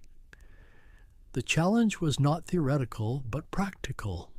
Building an engine powerful enough, a structure light enough, a guidance system precise enough. Both the United States and the Soviet Union announced plans to launch satellites during the International Geophysical Year, a period of coordinated scientific research spanning 1957 and 1958. The announcements were public, but the programs themselves were shrouded in secrecy, each nation guarding its progress, its methods, its timeline. The Soviets moved first. On the 4th of October, 1957, a rocket lifted off from the Baikonur Cosmodrome in Kazakhstan, a modified R-7 intercontinental ballistic missile. Its core stage flanked by 4 strap-on boosters, the configuration gave it tremendous thrust, enough to carry a payload beyond the atmosphere. Atop the rocket sat Sputnik, a sphere of polished metal, 23 inches in diameter, weighing 184 pounds. It carried a radio transmitter, nothing more. But when the rocket placed it into orbit, when its signal began broadcasting back to Earth, a series of steady beeps, the world changed. For the first time, humanity had placed an object in orbit, had created an artificial moon, and anyone with a radio receiver could hear its voice, that steady pulse, passing overhead every 96 minutes. A harbinger of a new age, the psychological impact was profound, especially in the United States, where the news was received with shock and dismay. The Soviets, who had been perceived as technologically inferior, had achieved something remarkable, had beaten America into space. The implications for national security were clear. A rocket that could place a satellite in orbit could also deliver a warhead anywhere on Earth. The American response was urgent, chaotic. Multiple rocket programs competed for resources and attention. The Navy's Vanguard, the Army's Jupiter, each promised to launch a satellite quickly, to reclaim prestige. But the Vanguard rocket failed spectacularly in December of 1957, exploding on the launch pad in front of television cameras. The humiliation was public and complete. Finally, on the 31st of January, 1958, a Jupiter C rocket designed by von Braun's team successfully placed Explorer 1 into orbit. America's first satellite, it weighed only 30 pounds, carried a cosmic ray detector built by James Van Allen, and its instruments made an immediate discovery: radiation belts surrounding Earth, trapped particles spiraling along magnetic field lines, the Van Allen belts, proof that space was not empty, but filled with invisible hazards. The space age had begun in earnest, and what followed was an escalation, each success prompting a more ambitious attempt. The Soviets launched Sputnik 2 in November of 1957, carrying a dog named Laika, the first living creature to orbit Earth. Though the mission was one way, no provision made for return. Laika died in orbit, but the flight proved that life could survive launch and weightlessness. The rockets themselves evolved rapidly. Engines grew more powerful.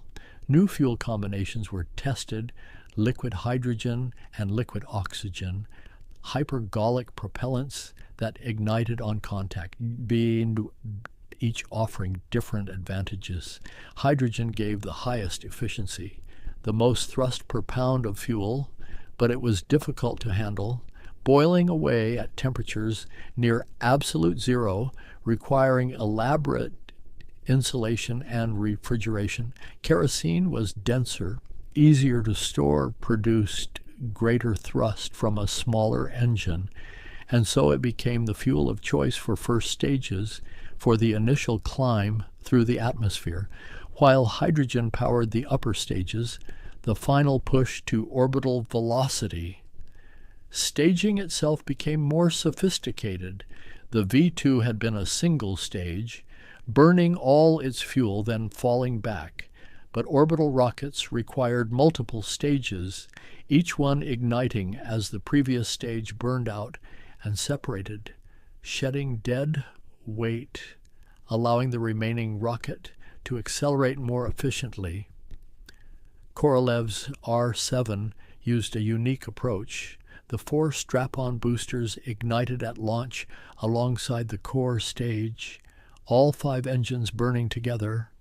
Then the boosters separated while the core continued. This parallel staging gave tremendous initial thrust, lifted the heavy rocket through the thick lower atmosphere, and the design became the foundation for the Soyuz rocket, which, decades later, would still be launching cosmonauts into space. In America, new rocket families emerged: the Thor, the Atlas, the Titan, each designed originally as a missile, each adapted for spaceflight. The Atlas used a unique balloon structure, the thin stainless steel pressurized with fuel to maintain rigidity. It was light but fragile, and its engines were powerful, burning kerosene and liquid oxygen, producing hundreds of thousands of pounds of thrust. The development was expensive, dangerous, Rockets exploded regularly on the pad, in flight. The early success rate was perhaps 50%. Each failure investigated, each problem addressed. The learning curve was steep and paid for in destroyed hardware and shattered schedules. But gradually, reliability improved by the early 1960s. Both nations could launch satellites routinely, could place scientific instruments into orbit, could begin thinking about the next impossible step, sending not just machines but people into space. The human body was fragile, evolved for Earth's gravity, for sea-level air pressure, for protection from radiation. Space offered none of these. It was vacuum, extreme temperatures, cosmic rays. Micrometeoroids traveling at miles per second to send a person into orbit required solving problems beyond rocketry, required life support systems, pressure suits, heat shields for re-entry. The Soviets again moved first on the 12th of April, 1961. Yuri Gagarin, a 27-year-old pilot, rode a Vostok rocket into orbit. His capsule was spherical, automated. He was a passenger more than a pilot, but he orbited Earth once, 108 minutes from launch to landing, and returned safely, the first human to see Earth from space, to experience weightlessness, to prove that people could survive beyond the atmosphere. 3 weeks later, Alan Shepard, aboard a Mercury capsule atop a Redstone rocket, made America's first crewed flight, a suborbital arc, 15 minutes from launch to splashdown, reaching space but not achieving orbit. Still, it was a beginning, and it prompted President Kennedy, responding to the continued Soviet lead, to announce in May of 1961 that America would land a man on the moon before the decade's end. The declaration was audacious, shocking even to NASA's own engineers. The United States had barely achieved 15 minutes of spaceflight. The moon was 240,000 miles away. The technology needed did not exist. The rockets powerful enough had not been designed. No one knew how to navigate in space, how to dock two spacecraft together, how to land on another world and return. But the goal was set, and the resources followed. NASA's budget increased dramatically. Factories were built, test facilities constructed, thousands of engineers hired. The entire endeavor became a national project, a demonstration of will and capability. New rockets were needed, much larger than anything yet flown. The Saturn family, designed under von Braun's direction, the Saturn I, then the Saturn 1B, and finally the Saturn V, the largest, the most powerful, a rocket that stood 363 feet tall, that weighed over 6 million pounds when fueled, that produced 7.5 million pounds of thrust from its first stage alone. The Saturn V's first stage burned kerosene and liquid oxygen through 5 F-1 engines, the most powerful rocket engines ever flown. Each one a masterpiece of engineering, pumping 3 tons of propellant per second into combustion chambers where temperatures exceeded 5,000 degrees. The turbopumps alone generated more horsepower than a destroyer's engines. The second stage used 5 J2 engines burning liquid hydrogen and liquid oxygen.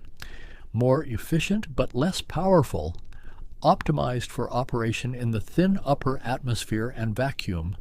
And the third stage, a single J2, provided the final push, either into Earth orbit or, when reignited, the translunar injection burn that would send Apollo spacecraft towards the moon. Testing the Saturn V was itself a monumental task. Each component had to be proven, engines test-fired for their full duration, stages assembled and checked, the entire rocket stacked in the vehicle assembly building, a structure so large it had its own weather, clouds forming near the ceiling on humid days. The first uncrewed flight, Apollo 4, launched in November of 1967. Every system worked. The rocket performed flawlessly, and within 2 years, in July of 1969, Apollo 11 carried Neil Armstrong and Buzz Aldrin to the moon's surface while Michael Collins orbited above. The landing was achieved with a descent stage engine that could be throttled, adjusted in real time, guided by computer and by Armstrong's hand on the controls. The lunar module touched down with less than 30 seconds of fuel remaining, and when Armstrong stepped onto the surface, when his boot pressed into the gray dust, the dream that had begun with watching fire rise into darkness, with wondering what lay beyond the sky, became reality. 6 Apollo missions landed on the moon between 1969 and 1972. 12 people walked on its surface, conducted experiments, collected samples, drove rovers across the landscape, and each time the journey began with a Saturn V, with fire and thunder, with the sustained violence of controlled explosion lifting mass against gravity's pull. But the moon landings, though spectacular, were not sustainable. The Saturn V was expensive.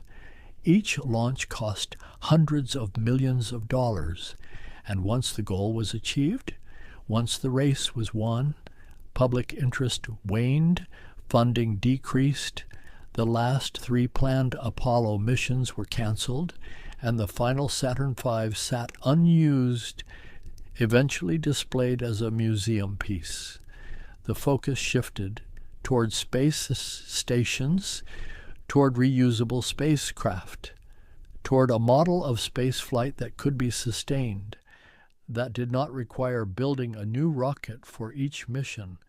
The space shuttle emerged from this vision, a spacecraft that launched like a rocket but landed like an airplane, that could carry crews and cargo to orbit and return, and yet, for all its complexity, the shuttle still relied on the same fundamental principle, on thrust and reaction, on burning fuel to produce hot gas, on directing that gas downward to create upward motion. The solid rocket boosters, the largest ever flown, provided most of the initial thrust, each one burning 11 tons of propellant, and the main engines, fed from the enormous external tank, burned liquid hydrogen and oxygen with extraordinary efficiency. The shuttle flew for 30 years, from 1981 to 2011, 135 missions, building the International Space Station, launching satellites and telescopes, conducting countless experiments, but it never achieved the routine access to space that had been promised.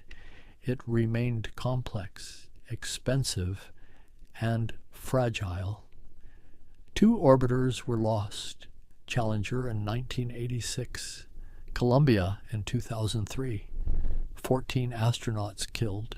Meanwhile, rockets continued to evolve elsewhere, in Russia, in Europe, in China, India, Japan, each nation developing launchers suited to their needs. The expendable rockets proved more economical for most purposes, simpler, more reliable, and the technology matured into a stable, almost routine capability by the early 21st century. Why? As rockets could place satellites into orbit with remarkable precision, could send probes to every planet in the solar system, could support a permanent human presence aboard the International Space Station, and yet the cost remained high, access remained limited, and the dream of widespread space flight, of routine travel beyond Earth, remained unfulfilled. Then, quietly at first, a new approach began to emerge, not from governments but from private companies, from entrepreneurs who looked at the rockets of the past and asked, why do we throw them away? Why not recover them, refurbish them, fly them again? The question was simple, almost obvious in hindsight. Why had no one seriously attempted it before? Perhaps because the engineering seemed impossible. A rocket descending from space, enduring temperatures of thousands of degrees, decelerating from hypersonic speeds, then landing gently, precisely, ready to fly again. The forces involved were extreme, the margins for error non-existent. But in the early 2000s, a company called SpaceX, founded by an entrepreneur who had made his fortune in software, began working on exactly this problem, recovering and reusing rockets, turning launch vehicles into something more like aircraft, machines that could fly repeatedly, that could be refurbished between flights rather than rebuilt from scratch. The technical challenges were immense. A rocket stage falling back to Earth accelerated to tremendous speeds, heated by friction with the atmosphere. To slow it down, to control its descent, required reigniting the engines, burning fuel in reverse, using thrust to brake, and then, in the final moments, landing vertically on extended legs, balancing on a column of fire. The first attempts failed. Rockets tumbled, crashed into the ocean, exploded on barges. But each failure taught something. Each test refined the control algorithms, improved the landing legs, adjusted the fuel reserves, and gradually, impossibly, it began to work. In December of 2015, a Falcon 9 first stage, after launching satellites toward orbit, returned to Cape Canaveral, descended through the night sky, and landed upright on a concrete pad, its engines burning blue and white, the sound rolling across the Florida coast like distant thunder. It was the first orbital-class rocket booster ever recovered intact after flight. More landings followed, some on land, some on autonomous drone ships positioned in the ocean. The boosters became reliable, routine. Within a few years, SpaceX was flying the same booster multiple times, 10 flights, 15, 20, proving that rockets could be reused, that the economics of spaceflight could fundamentally change. Other companies followed, developed their own reusable designs, their own approaches to recovery and refurbishment, and slowly the industry began to transform. Launch costs decreased. Access to space expanded. Satellites proliferated, forming constellations that provided internet coverage, Earth observation, communications. But beyond the practical applications, beyond the economics and the engineering, something deeper was happening. Rockets were becoming less mysterious, less singular. They were still dangerous, still spectacular, but they were no longer impossible, no longer the exclusive domain of superpowers. Small companies could build them. Universities could launch payloads. The barrier was lowering, and as it lowered, as access expanded, the old dreams revived. Plans for permanent bases on the moon, for missions to Mars, for mining asteroids, for building structures in orbit. These were no longer pure fantasy. They were engineering projects, difficult, expensive, but achievable with enough time and resources. The rockets themselves continued to grow, the Falcon Heavy, 3 Falcon 9 cores strapped together, producing over 5 million pounds of thrust, capable of lifting massive payloads to orbit or sending spacecraft toward the outer planets, and then even larger designs. Starship, a fully reusable system, both stages designed to return and land, to be flown again within hours, a vision of space flight, more like aviation than like the expendable rockets of the past. These new vehicles burned methane rather than kerosene, a fuel that could theoretically be manufactured on Mars, that left less residue in the engines, that offered a path toward true reusability, toward spacecraft that could refuel in orbit or on other worlds, that could journey not just to space but through it, to destinations across the solar system. The engines evolved as well. Some used traditional bell nozzles, carefully shaped to maximize efficiency. Others experimented with aerospike designs, with new combustion cycles, with additive manufacturing that allowed complex internal geometries impossible to machine. Each generation more efficient, more powerful, more reliable than the last. And through all this development, through all these decades of refinement and innovation, the fundamental principle never changed: thrust and reaction, burning fuel to produce high-velocity exhaust, directing that exhaust to create motion in the opposite direction. It was the same principle that had propelled fire arrows across medieval battlefields, the same physics that Tsiolkovsky had described in his quiet study, the same force that Goddard had harnessed in his cabbage patch.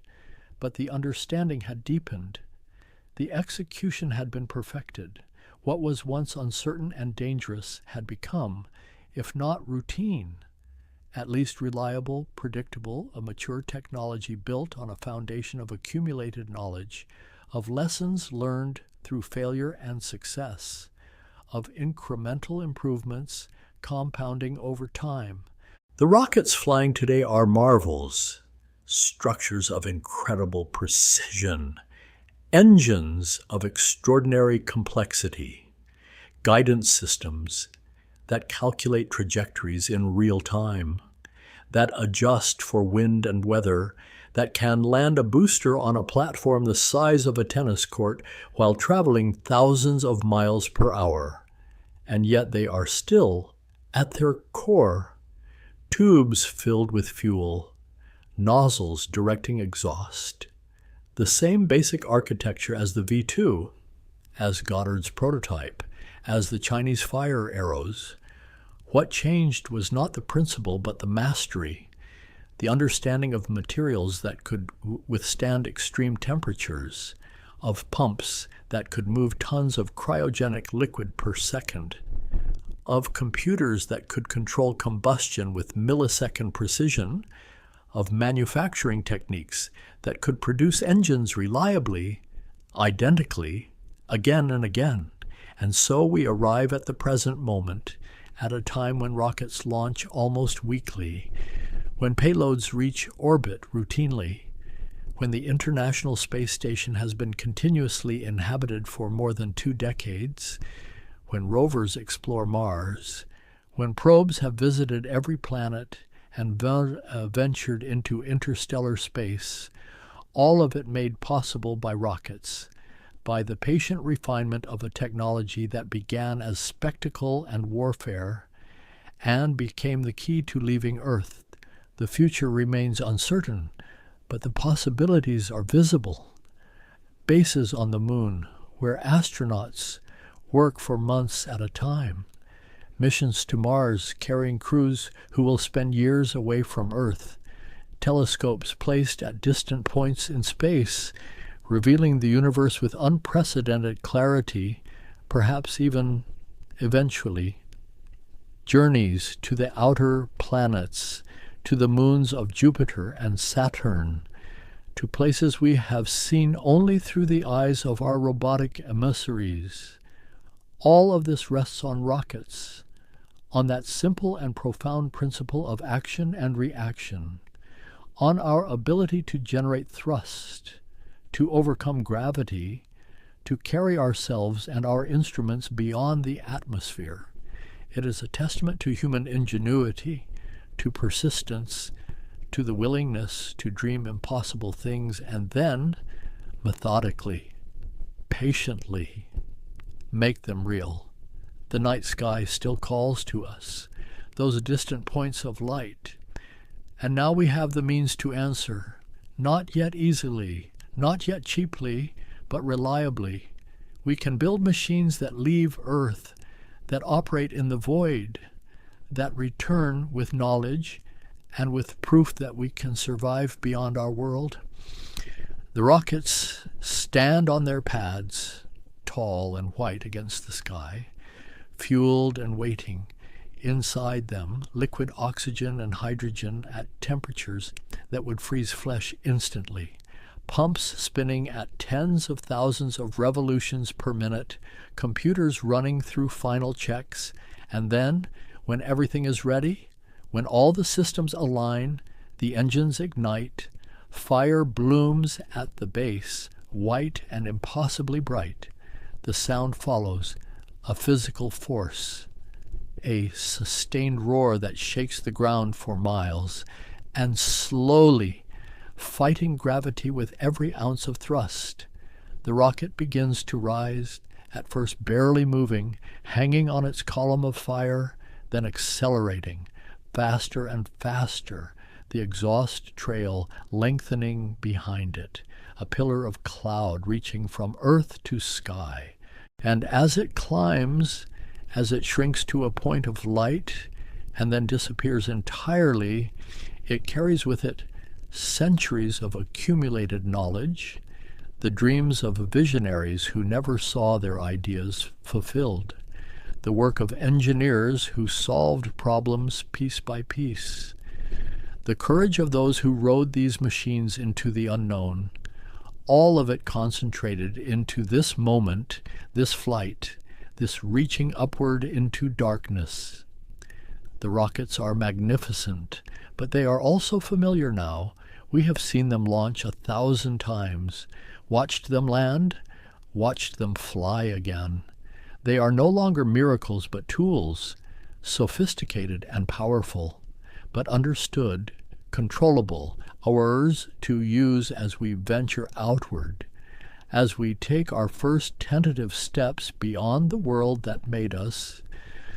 And perhaps that is the real achievement, not any single flight, not any particular mission, but the transformation of the impossible into the routine, the conversion of dreams into engineering, the patient building of capability, one test, one failure, one success at a time, until what once seemed like magic became simply flight. The flame still reaches upward, still climbs toward the stars, but now we understand it. Now we ride it. Now we use it to carry ourselves beyond the sky, to places our ancestors could only imagine. And the journey has just begun. The rockets are ready. The destinations are waiting. And the flame, the ancient flame that first made us wonder, now lifts us toward answers. There is something profound about touching a fragment of the past, something that whispers across the centuries in a language older than words. And tonight, we find ourselves drawn into the quiet world of those who listen to these whispers, who brush away the dust of ages with patient hands, who seek to understand the lives that came before.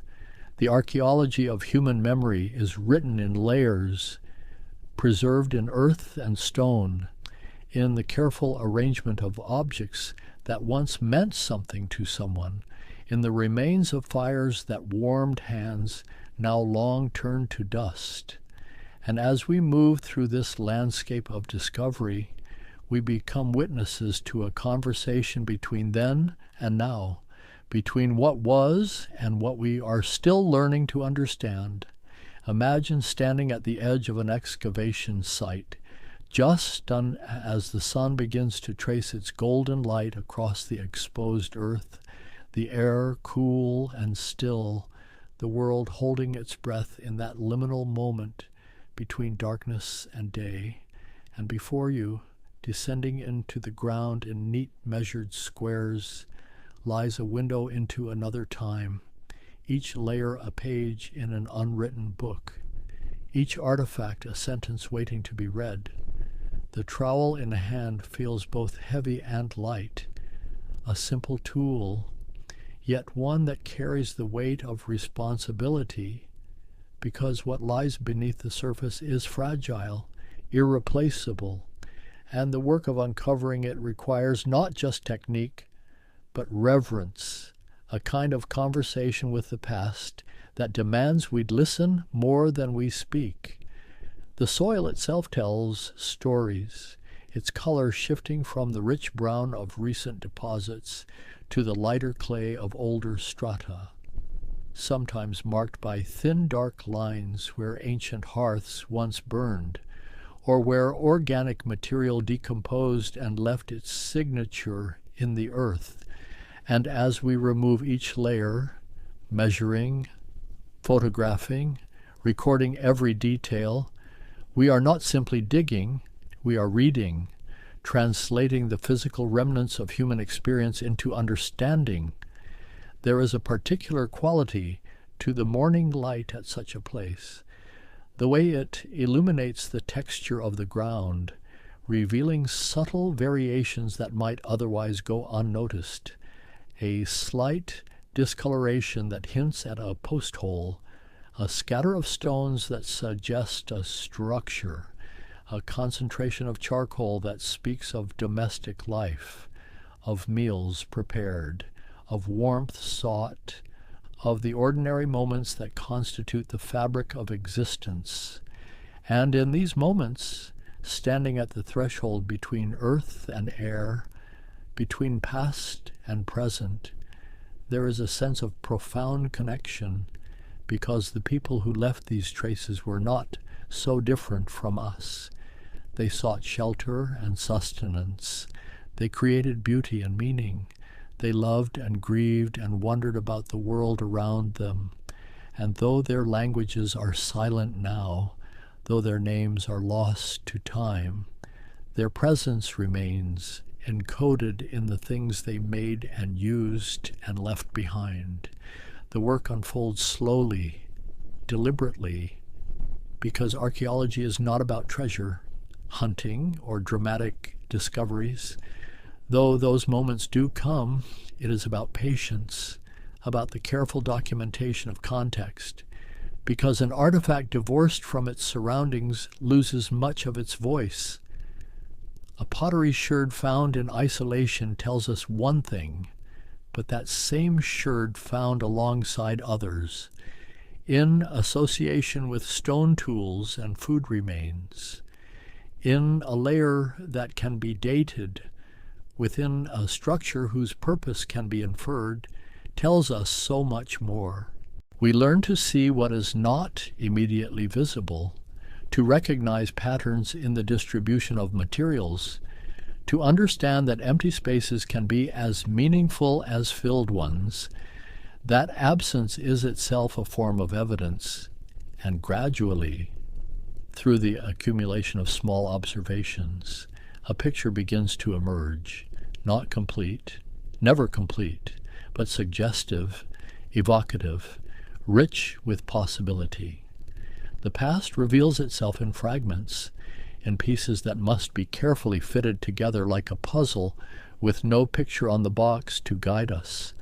And yet, there is beauty in this incompleteness because it invites interpretation, imagination tempered by evidence, hypothesis tested against the physical record, and in this process, we discover not just what ancient peoples did, but how they thought, what they valued, how they understood their world. And so we begin this journey through the landscape of archaeological discovery, through the methods and insights that allow us to touch vanished worlds, to walk in the footsteps of those who came before, not rushing, but moving with the same patient attention that the work itself demands, letting each detail unfold in its own time, each revelation adding another thread to the tapestry of human history that we are slowly, carefully, reverently weaving from the evidence buried beneath our feet. The formal discipline of archaeology, as we understand it today, emerged slowly from centuries of curiosity about ruins and relics, from the human impulse to wonder about the builders of ancient monuments, the makers of strange objects found in fields and riverbanks. And though people have always been interested in the remnants of earlier times, the transformation of this interest into systematic study, into science, required a fundamental shift in thinking, a movement away from treasure-seeking and toward understanding. In the centuries before archaeology became a discipline, the discovery of ancient objects was often treated as confirmation of classical texts, or as curiosities to be collected without regard for where they were found or what surrounded them.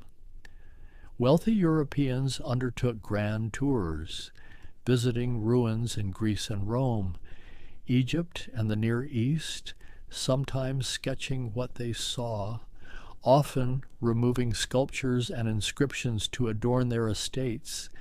And while these activities preserved some artifacts, they also destroyed irreplaceable contextual information, separating objects from the stories they might have told. The 18th century brought the first stirrings of more careful observation, when volcanic ash was cleared from Herculaneum and Pompeii, revealing Roman cities frozen in time, preserved by the very catastrophe that destroyed them. And here, for the first time, observers could see not just isolated, beautiful objects, but entire streetscapes, houses with their furniture and decorations intact, ordinary implements of daily life, bakeries with bread still in the ovens, graffiti on the walls, and this completeness, this window into the totality of ancient life, began to suggest new possibilities for understanding the past. But the excavations at these sites, though revelatory, were still conducted with methods that would horrify modern archaeologists, tunneling through ash like miners, removing portable objects while leaving architecture and context poorly recorded, driven more by the desire to fill museums and private collections than by the impulse to document and understand. And yet, these imperfect beginnings planted seeds, raising questions about what could be learned if the work were done more carefully, more systematically. The 19th century witnessed the acceleration of archaeological activity, particularly as European colonial powers expanded their reach, and ancient sites in Egypt, Mesopotamia, and the Mediterranean became subjects of intense interest, sometimes rivalry, as nations competed to claim the most spectacular finds. The largest statues, the most impressive inscriptions, and while much was learned, much was also lost, as excavations proceeded without adequate recording, without understanding that the relationships between objects, their position in the ground, the layers in which they were found, held information as valuable as the objects themselves. It was during this period that certain individuals began to advocate for more rigorous methods, for the careful observation and documentation of excavations, and among these pioneers, one name stands out for establishing principles that would shape the discipline for generations. Christian Jørgensen Thomsen, a Danish antiquarian who in the 1820s organized the collections of the National Museum in Copenhagen according to a revolutionary system, dividing artifacts into 3 ages: stone, bronze, and iron, based on the materials from which tools and weapons were made. This 3-age system, as it came to be known, provided the first broad chronological framework for prehistory, a way of organizing time before written records, and though it was based primarily on typology, on the classification of artifact forms, it represented a crucial conceptual advance, the recognition that material culture changed over time in patterned ways, and that these patterns could be used to build a relative chronology, to say that this type of object is older than that type, even without absolute dates. Thomson's contemporary Jacques Boucher de Perthes was making equally significant observations in the gravel pits of northern France, where he found stone tools in association with the bones of extinct animals in deposits clearly predating the biblical flood that many still believed had reshaped the earth. And though his claims were initially met with skepticism, even ridicule, eventually, as more evidence accumulated, the scientific community began to accept that human antiquity extended far deeper into the past than previously imagined, that people had lived alongside mammoths and woolly rhinoceroses in an Ice Age world vastly different from the present. These revelations, that humanity was far older than the few thousand years allowed by traditional biblical chronology, and that human cultures had evolved through distinct technological stages, laid the groundwork for archaeology as a scientific pursuit, one grounded in observation and evidence rather than in the authority of ancient texts. And as the 19th century progressed, excavations became more systematic, more attentive to stratigraphy, to the principle that lower layers are generally older than those above them, a concept borrowed from geology, from the work of Charles Lyell and others who were revolutionizing the understanding of Earth's history. The latter decades of the 1800s saw archaeology begin to professionalize, to develop standards and methods. And one figure who exemplified this transition was Augustus Pitt Rivers, a British general who brought military precision to excavation, insisting on careful measurement, detailed recording, and the preservation of all finds, not just the spectacular ones, recognizing that ordinary domestic items could reveal as much about past societies as elaborate treasures, that pottery sherds and animal bone, when properly studied, told stories about diet and trade and daily routines. Pitt Rivers excavated sites on his estate in southern England with meticulous attention to detail, creating scale models of the excavations, detailed drawings, comprehensive reports, and his insistence that everything be recorded, that humble artifacts mattered as much as fine ones, represented a philosophical shift, a recognition that archaeology's goal was not to fill museums with beautiful objects, but to reconstruct past lifeways, to understand how people lived, worked, believed, organized their societies. Across the Atlantic in North America, archaeology was developing along somewhat different lines, shaped by the encounter with indigenous peoples and their material culture, and by questions about the origins of the impressive earthworks and mounds found throughout the eastern woodlands and the Mississippi Valley. Who had built these structures, and when, and why, became subjects of intense speculation, often influenced more by ideology and prejudice than by evidence. Some early observers refused to believe that the ancestors of contemporary native peoples could have created such impressive monuments instead attributing them to lost races, to wandering Phoenicians or Welsh princes or the lost tribes of Israel, anything but the indigenous nations who actually were their descendants.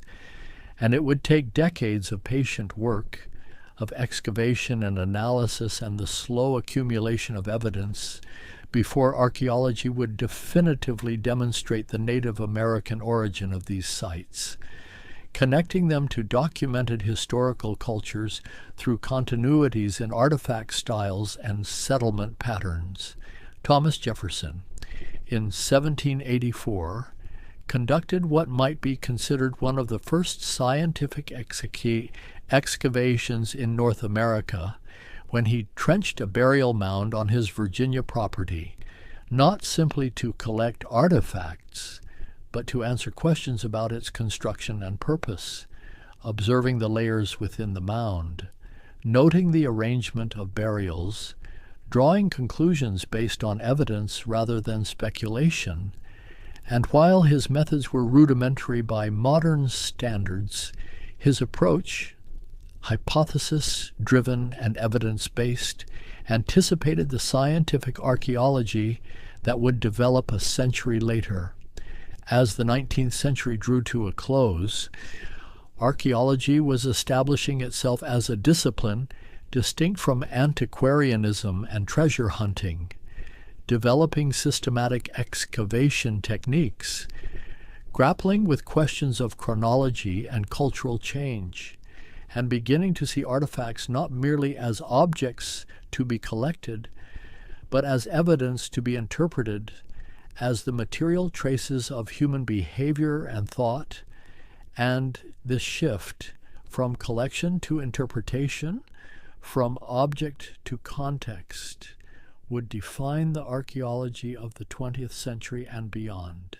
The turn of the century brought new theoretical frameworks, new technologies, and an expanding geographic scope as archaeologists worked in an ever-widening array of environments, from the Arctic to the tropics, from caves to underwater sites, and each new setting demanded adaptations of method, new ways of seeing and recording, new questions about how people adapted to different challenges, how they exploited available resources, how they shaped and were shaped by their environments. But even as methods improved and knowledge accumulated, archaeology retained something of its origins, that sense of wonder at touching the past, at uncovering what was hidden, at bringing to light the traces of lives lived long ago, and this dual nature, part science and part humanistic inquiry, part rigorous analysis and part imaginative reconstruction, continues to characterize the discipline, to make it both intellectually demanding and deeply satisfying, a bridge between past and present, built from fragments patiently gathered and carefully studied. The early 20th century brought with it a figure whose influence would reshape archaeology as profoundly as anyone before or since. Mortimer Wheeler, a British archaeologist whose innovations in excavation, technique, and presentation transformed the discipline from a pursuit of scattered enthusiasts into a rigorous science with standardized methods, and yet who never lost sight of the human stories embedded in the earth, the drama of past lives that careful excavation could reveal. Wheeler developed what became known as the box grid system, a method of excavation that left standing walls of earth bulks between excavated squares, preserving stratigraphic sequences in cross-section where they could be observed and recorded, and this seemingly simple innovation allowed archaeologists to see the layering of deposits in 3 dimensions, to understand not just what was found, but where precisely it lay in relation to everything else, and how the accumulation of material had occurred over time.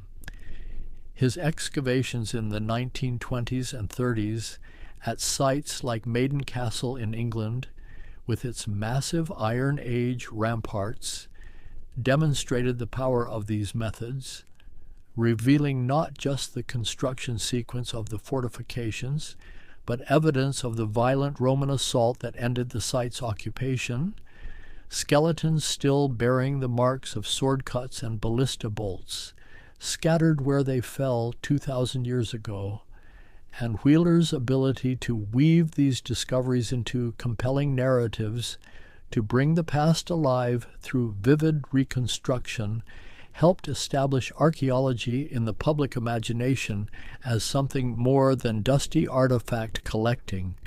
But Wheeler was not alone in advancing the field during this period. Across Europe and beyond, archaeologists were developing new approaches to old questions, learning to read landscapes as palimpsests of human activity, to recognize patterns in settlement location and artifact distribution that revealed ancient systems of land use and social organization, and they were beginning to apply scientific techniques, using pollen analysis to reconstruct past environments, studying soil chemistry to identify activity areas within sites, employing ever more sophisticated methods of dating and analysis. In the American Southwest, archaeologists were developing dendrochronology, tree ring dating, pioneered by Andrew Ellicott Douglas in the early 1900s, who recognized that trees in the region's arid climate produce distinctive annual growth rings, and that patterns in these rings could be matched across specimens, creating a master chronology extending back centuries. And when wooden beams from ancient pueblos could be fitted into this sequence, for the first time archaeologists could assign precise calendar dates to prehistoric structures, could say with confidence that this room was built in 1292, that beam cut in 1307. This breakthrough, the ability to date sites absolutely rather than merely relatively, revolutionized southwestern archaeology, allowing researchers to track the rise and fall of the cultures with unprecedented precision, to see how communities grew and dispersed in response to drought, to warfare, to social and environmental pressures, and the method would eventually be refined and extended, with bristlecone pine chronologies reaching back thousands of years, providing a dating framework and a climate proxy of extraordinary value. The middle decades of the 20th century saw archaeology grappling with larger questions of cultural change and human adaptation, moving beyond the description of individual sites to attempt broader syntheses, seeking patterns that might explain why societies developed as they did, why some flourished while others collapsed, how innovations spread, how social complexity emerged, and these questions demanded not just careful excavation, but theoretical frameworks for interpreting what was found. V. Gordon Childe, an Australian archaeologist working primarily in Britain, proposed influential models of prehistoric development, identifying what he called the Neolithic Revolution, the transition from hunting and gathering to agriculture and settled life, and the urban revolution, the emergence of cities and state-level societies. And while his specific reconstructions have been refined and challenged by subsequent research, his emphasis on broad patterns, on understanding cultural change in terms of technological and economic transformations, helped shift archaeology toward more explicitly anthropological concerns. The post-war period brought new dating methods that would transform the discipline as profoundly as dendrochronology had transformed southwestern archaeology, radiocarbon dating, developed by Willard Libby in the late 1940s, exploited the fact that all living things contain radioactive carbon-14, which begins to decay at a known rate after death. And by measuring the remaining carbon-14 in organic materials, archaeologists could estimate when a plant or animal had died, when a wooden post had been cut, when a bone had been deposited in the ground. This method extended the reach of absolute dating far beyond what tree rings could provide, allowing archaeologists to date materials tens of thousands of years old from any part of the world, and though the technique required refinement, calibration against known age samples to correct for variations in atmospheric carbon-14 over time, it provided an unprecedented chronological framework. Suddenly, sites across the globe could be placed in time. Cultural developments in different regions could be compared. Questions about the tempo and direction of change could be addressed with new confidence. As radiocarbon dating became routine, archaeology entered what some called its processual phase, a movement toward more explicitly scientific methods and goals, championed by archaeologists like Louis Binford, who argued that the discipline should not merely describe past cultures, but explain them, should formulate and test hypotheses about human behavior, should seek general laws, or at least robust generalizations about how societies work and change. This new archaeology, as it was sometimes called, emphasized rigorous methodology, quantitative analysis, the explicit statement of assumptions, and the testing of alternative hypotheses, and it brought new sophistication to the study of settlement patterns, subsistence strategies, exchange networks, all the material traces of economic and social organization. But it also faced criticism for seeming to reduce human experience to abstract processes, for neglecting the symbolic and ideological dimensions of culture, the meanings that people themselves attached to their actions and creations.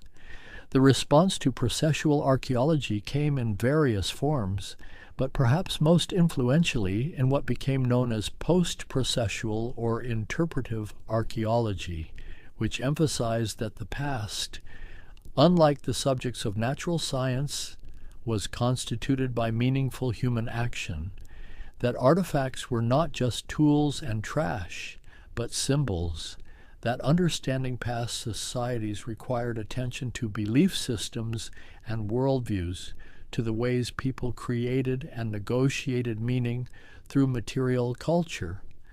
And yet, despite these theoretical debates, much of archaeology continued to be practiced in ways that drew on multiple traditions, that combined scientific rigor with humanistic interpretation, that used whatever methods seemed most appropriate to the questions at hand.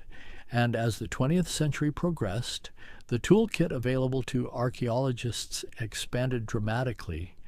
Geophysical survey techniques that could detect buried features without excavation, satellite imagery and aerial photography that revealed landscape scale patterns, isotopic analysis that could trace the origins of materials and reconstruct ancient diets, ancient DNA that could illuminate population movements and relationships, the excavation site itself, though still central to archaeological practice, was increasingly understood as just one source of data among many, to be supplemented by regional survey, by experimental archaeology that recreated ancient technologies to understand their capabilities and limitations, by ethnoarchaeology that studied contemporary societies to develop models of material culture patterning that might apply to the past,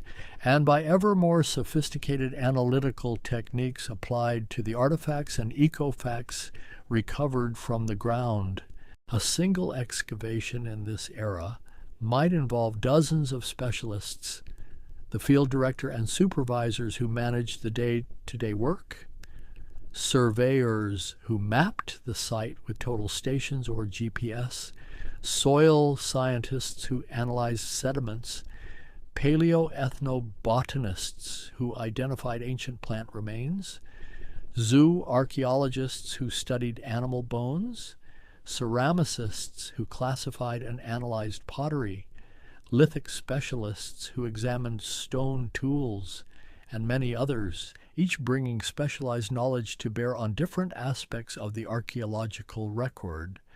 The process of excavation itself had become more refined, more systematic, with careful attention to even the smallest features and finds, screening or flotation of excavated soil to recover tiny items that might otherwise be missed, seeds and small bones and fish scales, the recording not just of what was found, but precisely where, with three-dimensional coordinates for every significant item, and the recognition that modern excavation techniques, however careful, still destroy the site, still remove it from the ground forever, brought an increased sense of responsibility, a duty to record so thoroughly that future archaeologists, with questions and methods not yet imagined, could still learn from the work.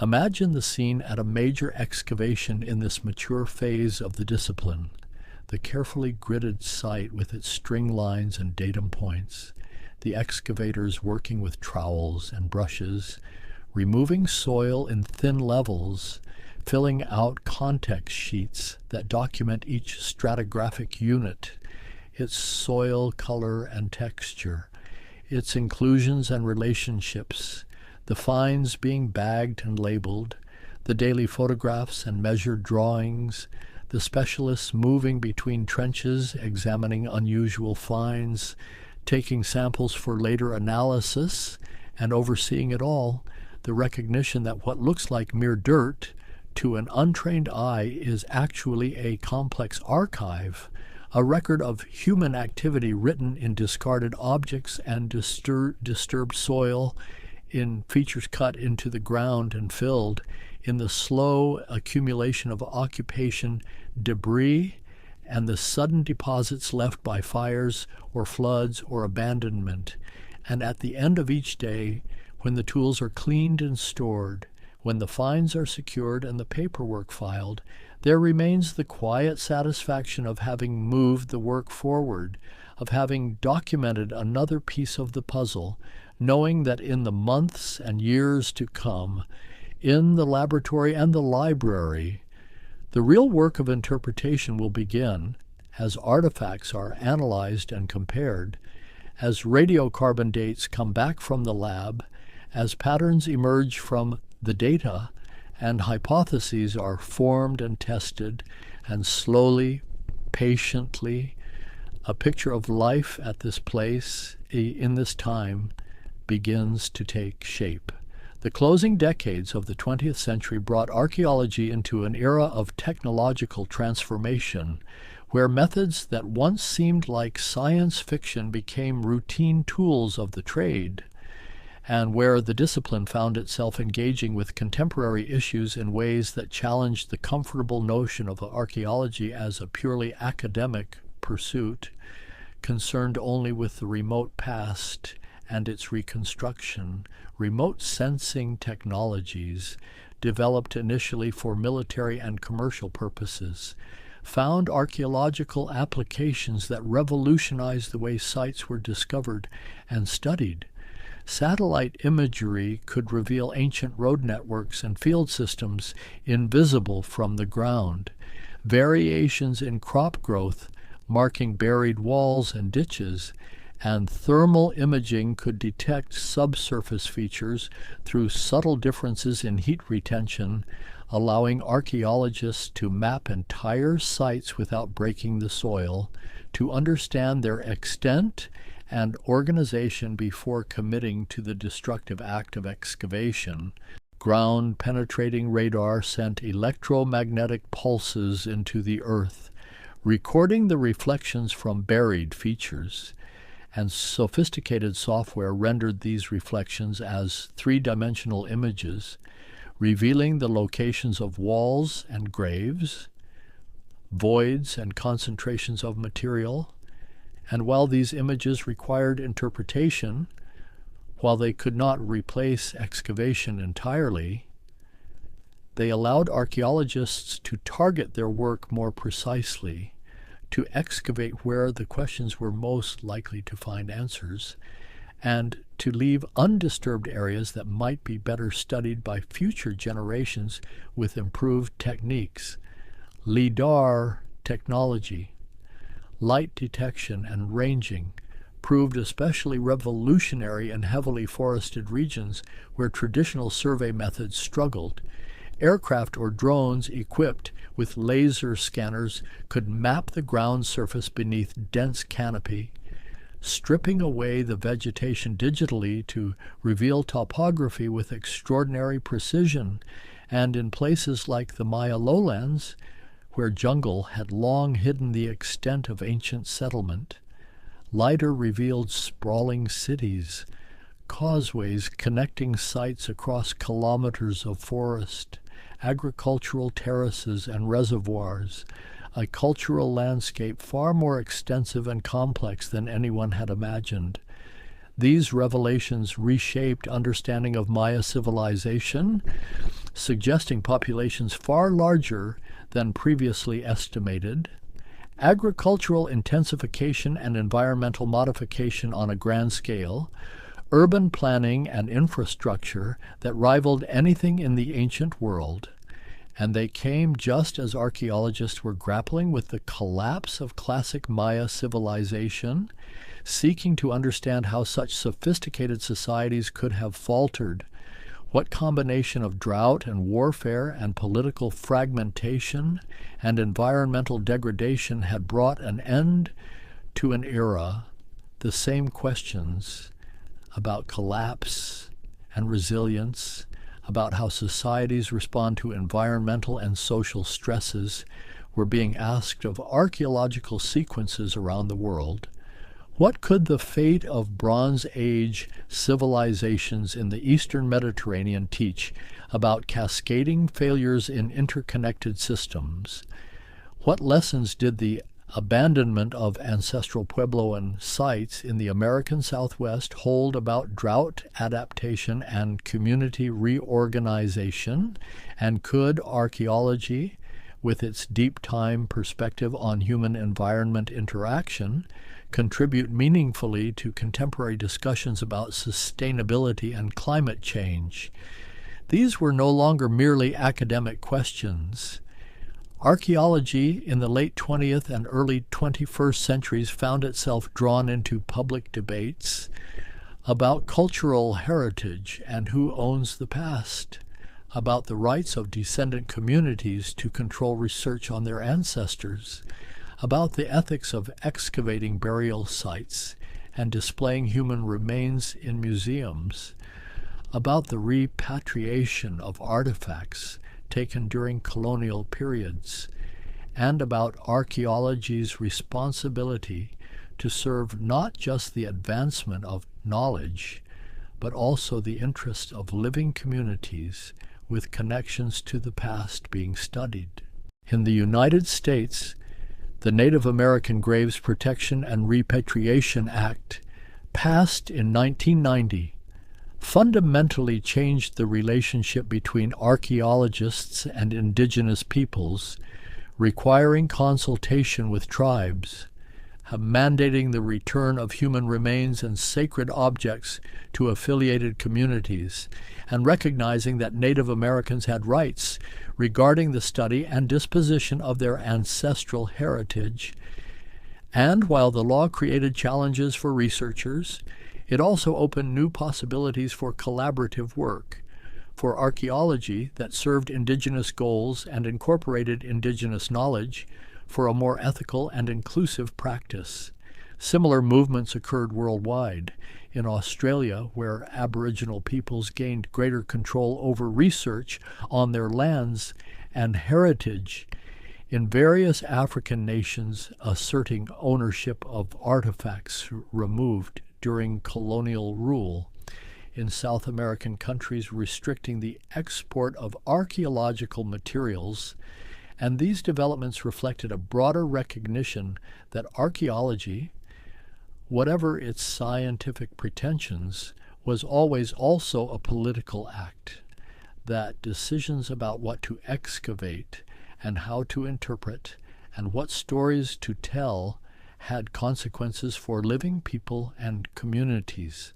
The discipline responded unevenly to these challenges, some archaeologists embracing collaboration and community engagement, others resisting what they saw as constraints on scientific freedom. But gradually, a new model emerged, one that recognized multiple stakeholders in the past, that understood heritage as something living communities have legitimate interests in, and that saw archaeology's role as facilitating understanding rather than simply extracting knowledge from the ground. Concurrently, archaeological methods continued to advance.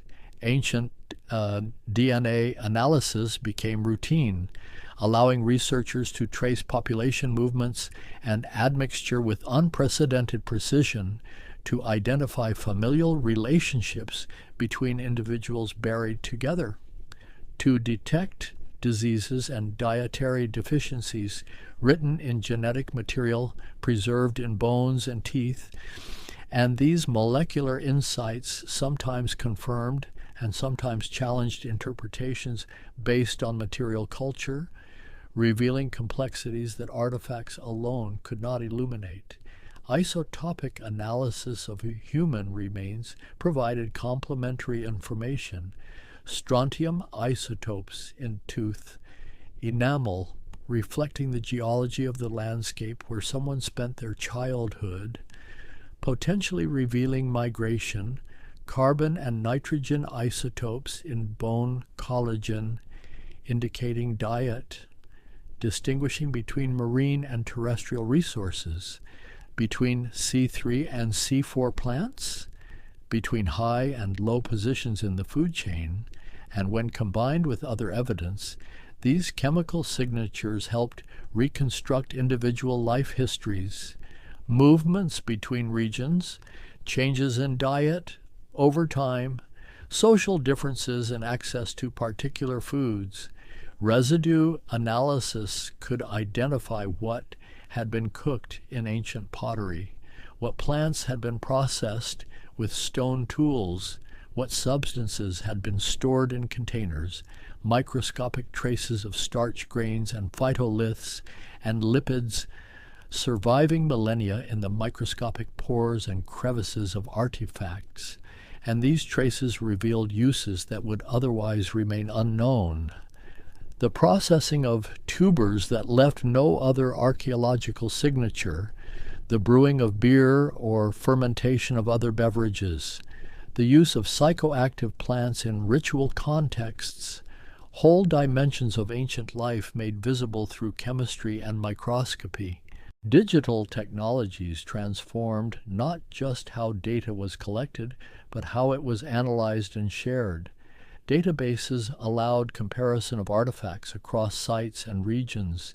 Statistical analysis revealed patterns in vast data sets that would be invisible to unaided observation.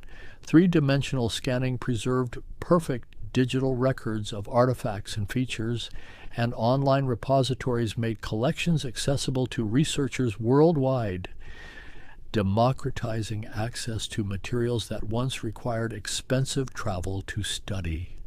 Virtual reconstructions brought sites back to life.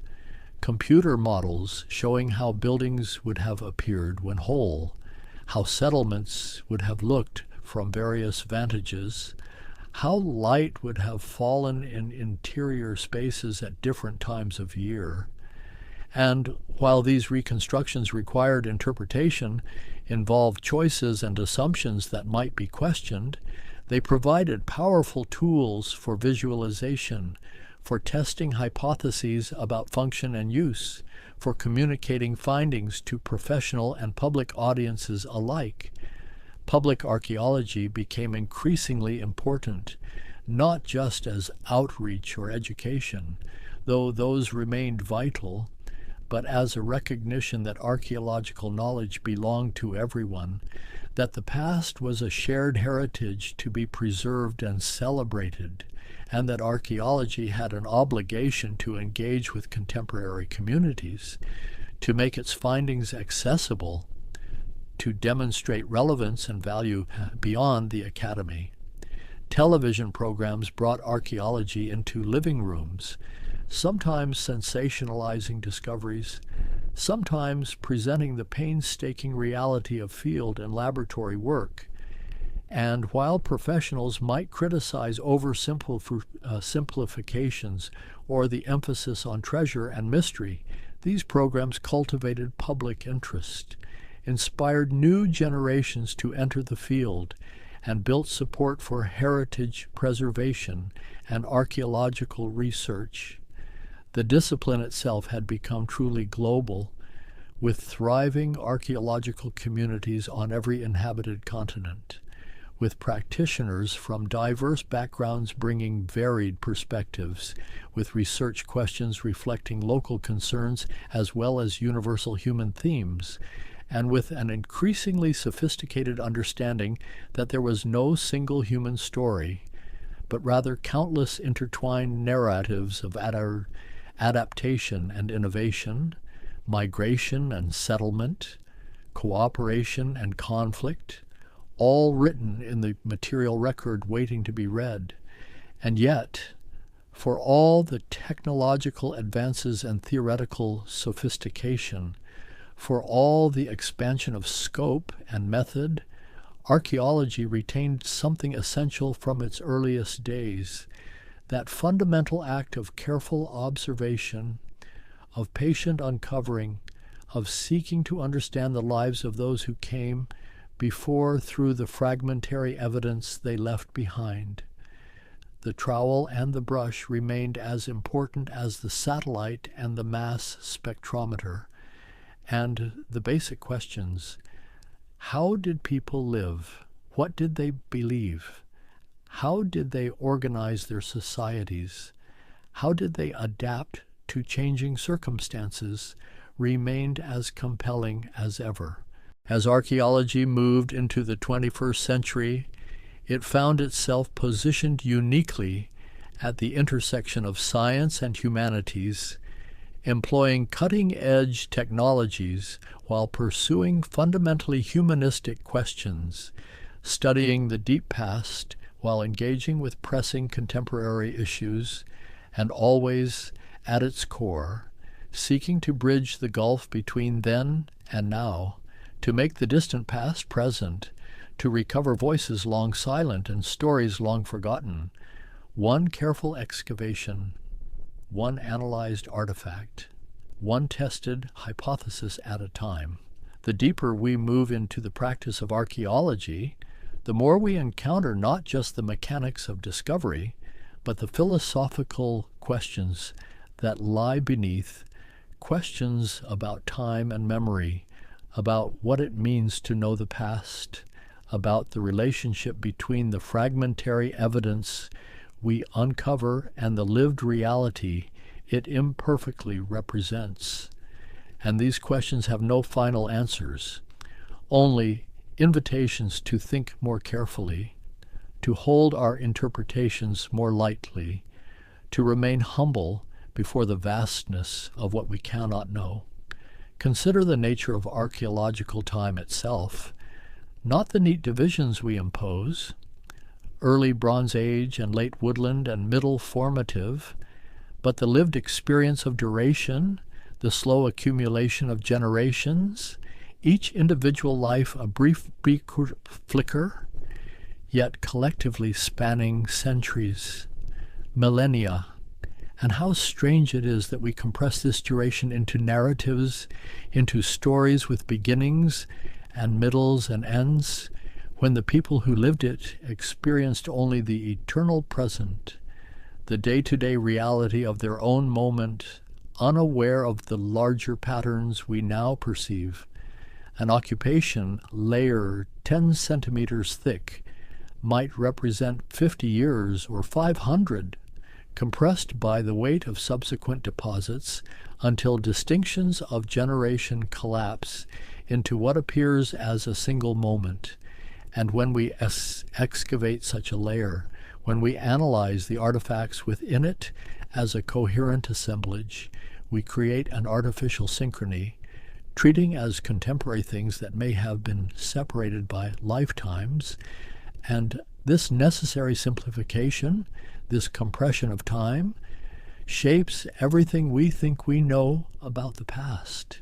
Yet there are moments, rare and precious, when time seems to stand still, when the archaeological record preserves not the slow accumulation of years, but a single instant frozen, the ash fall at Pompeii or Çatalhöyük, the sudden abandonment at Ozet, where a mudslide buried a Macaw village on the Olympic Peninsula, the ice that preserved Ötzi the Iceman in his final hours, and in these moments we glimpse something closer to lived experience, to the immediacy of human life as it was actually experienced, though even here we see only a fragment, a cross-section through time, not the fullness of any individual existence.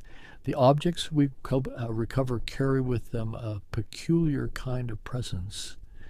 They were touched by hands now dust, used in ways we can only infer, valued or discarded according to logics we reconstruct imperfectly. And when we hold them, when we examine the wear patterns on a stone tool, or the fingerprints pressed into unfired clay, we encounter something simultaneously intimate and alien, a connection across millennia that is also an unbridgeable gulf, because we can touch what they touched, but we cannot know what they thought, what they felt, what meanings they attached to their actions. Archaeology teaches a particular kind of patience, not just the patience required for careful excavation and analysis, though that is certainly part of it, but patience with uncertainty, with ambiguity, with the permanent incompleteness of our understanding, because no matter how much we learn, no matter how sophisticated our methods become, the past remains fundamentally irretrievable. We have only its traces, its shadows, and from these we build interpretations that are always provisional, always subject to revision with new evidence or new perspectives. And yet this very incompleteness has its own beauty, its own intellectual richness, because it means that archaeology is not merely the recovery of facts, but an ongoing conversation between past and present, between evidence and interpretation, between what we can demonstrate and what we can only imagine. And this conversation is never finished. Each generation of archaeologists asks new questions, brings new assumptions, sees new patterns in familiar materials, and the past, unchanging in itself, nevertheless means something different to each age that studies it. The landscape of archaeological knowledge is vast and varied, from the caves of Lascaux, with their painted aurochs and horses, silent in the darkness for 17,000 years before their rediscovery, to the trading networks of the Bronze Age that connected Britain to Afghanistan, from the monumental architecture of ancient Egypt to the subtle traces of mobile forager camps in the Australian outback. And each context, each culture, each moment presents its own challenges and possibilities, its own invitation to understand how human beings endlessly creative and adaptive, made lives and meanings in their particular times and places, we have learned that there is no simple trajectory of progress, no inevitable march from simple to complex, from savage to civilized, that human history is rather a branching tree of possibilities, of different solutions to the problems of existence, some leading to cities and empires, others to sustainable adaptations that persisted for millennia without fundamental transformation, and that the values we bring to these histories, our assumptions about what constitutes success or failure, progress or stagnation, shape profoundly what we see and how we interpret it.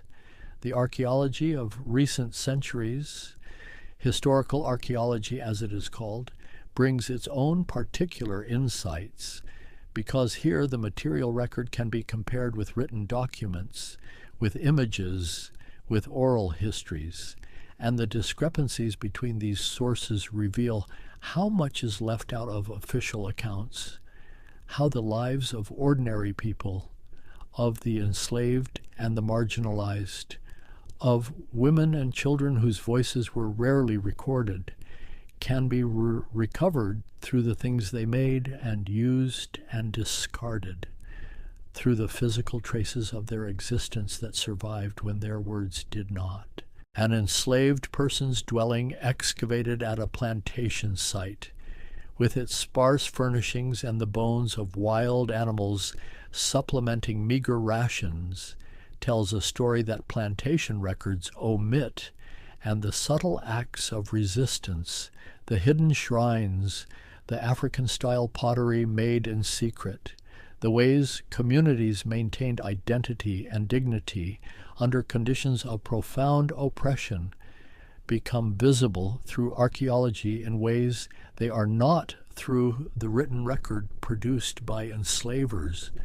Similarly, industrial archaeology recovers the landscapes of labor, the factories and mines and worker housing that powered economic transformations, but rarely received the attention lavished on the homes of the wealthy or the monuments of state. And in studying these sites, in taking seriously the material conditions of working people's lives, archaeology contributes to a more complete, more honest reckoning with the past, one that includes all voices, not just those privileged enough to leave written accounts. And so we return always to that fundamental act, the careful excavation, the patient analysis, the slow building of understanding from fragmentary evidence, knowing that what we recover is precious, irreplaceable, and yet incomplete, that every answer generates new questions, that mystery is not a problem to be solved, but a condition to be embraced, and that the past, for all our efforts to know it, retains always something beyond our grasp, something that resists reduction to data and narrative, something ineffable. The excavation winds down as shadows lengthen across the site, the last measurements taken, the final photograph is shot, the tarps secured against the night, and in the quiet that follows the day's work, there is time to reflect on what has been accomplished, on the layers carefully removed and documented, on the artifacts bagged and labeled, on the slow progress toward understanding, and on how much remains unknown, how many questions still linger, how much more there is to discover.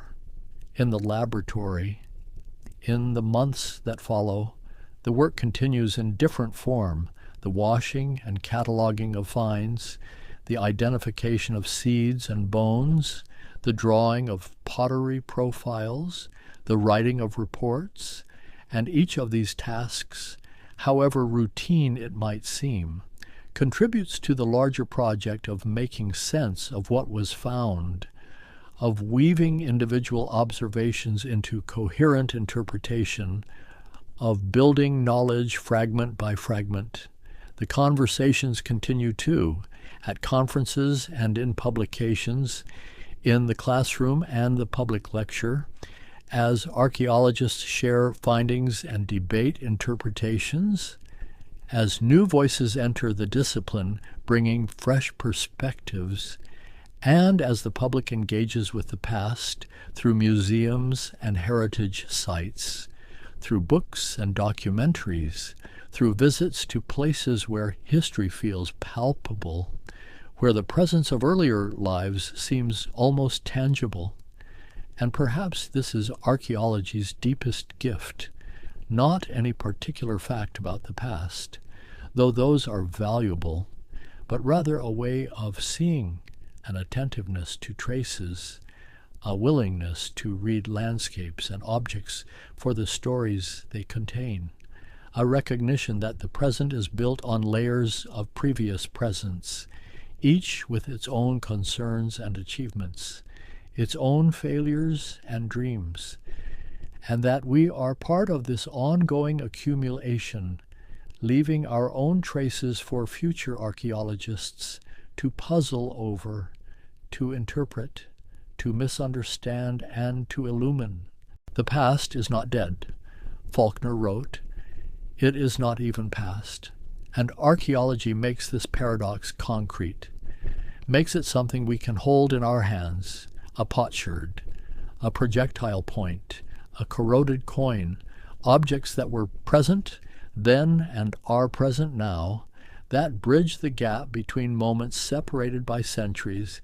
And in this bridging there is something profound, a dissolution of the boundary between past and present, a recognition of continuity, of connection, of the great conversation of humanity with itself across the expanse of time, as night settles over the excavation site, as stars appear in the darkening sky, the same stars that shone on those who lived here centuries or millennia ago.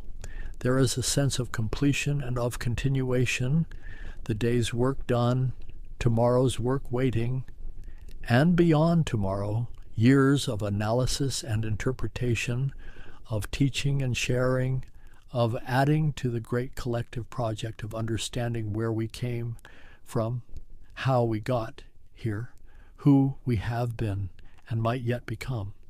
The tools are cleaned and stored, the notebooks closed, the site rests in darkness, and in that darkness, beneath the earth, lie still more stories, more lives waiting to be discovered, more questions awaiting patient excavation, more evidence of human creativity and resilience, and the endless ways we make meaning and home in the world, waiting, patient as the soil itself, for the careful hands and curious minds that will, in time, bring them once more into the light. And so the work goes on, season after season, generation after generation. The great slow unfolding of human history through the study of its material traces, a conversation without end, a bridge between then and now, built one trowel full of earth at a time, one observation, one interpretation, one careful step toward understanding, the endless, fascinating, inexhaustible archaeology of being human,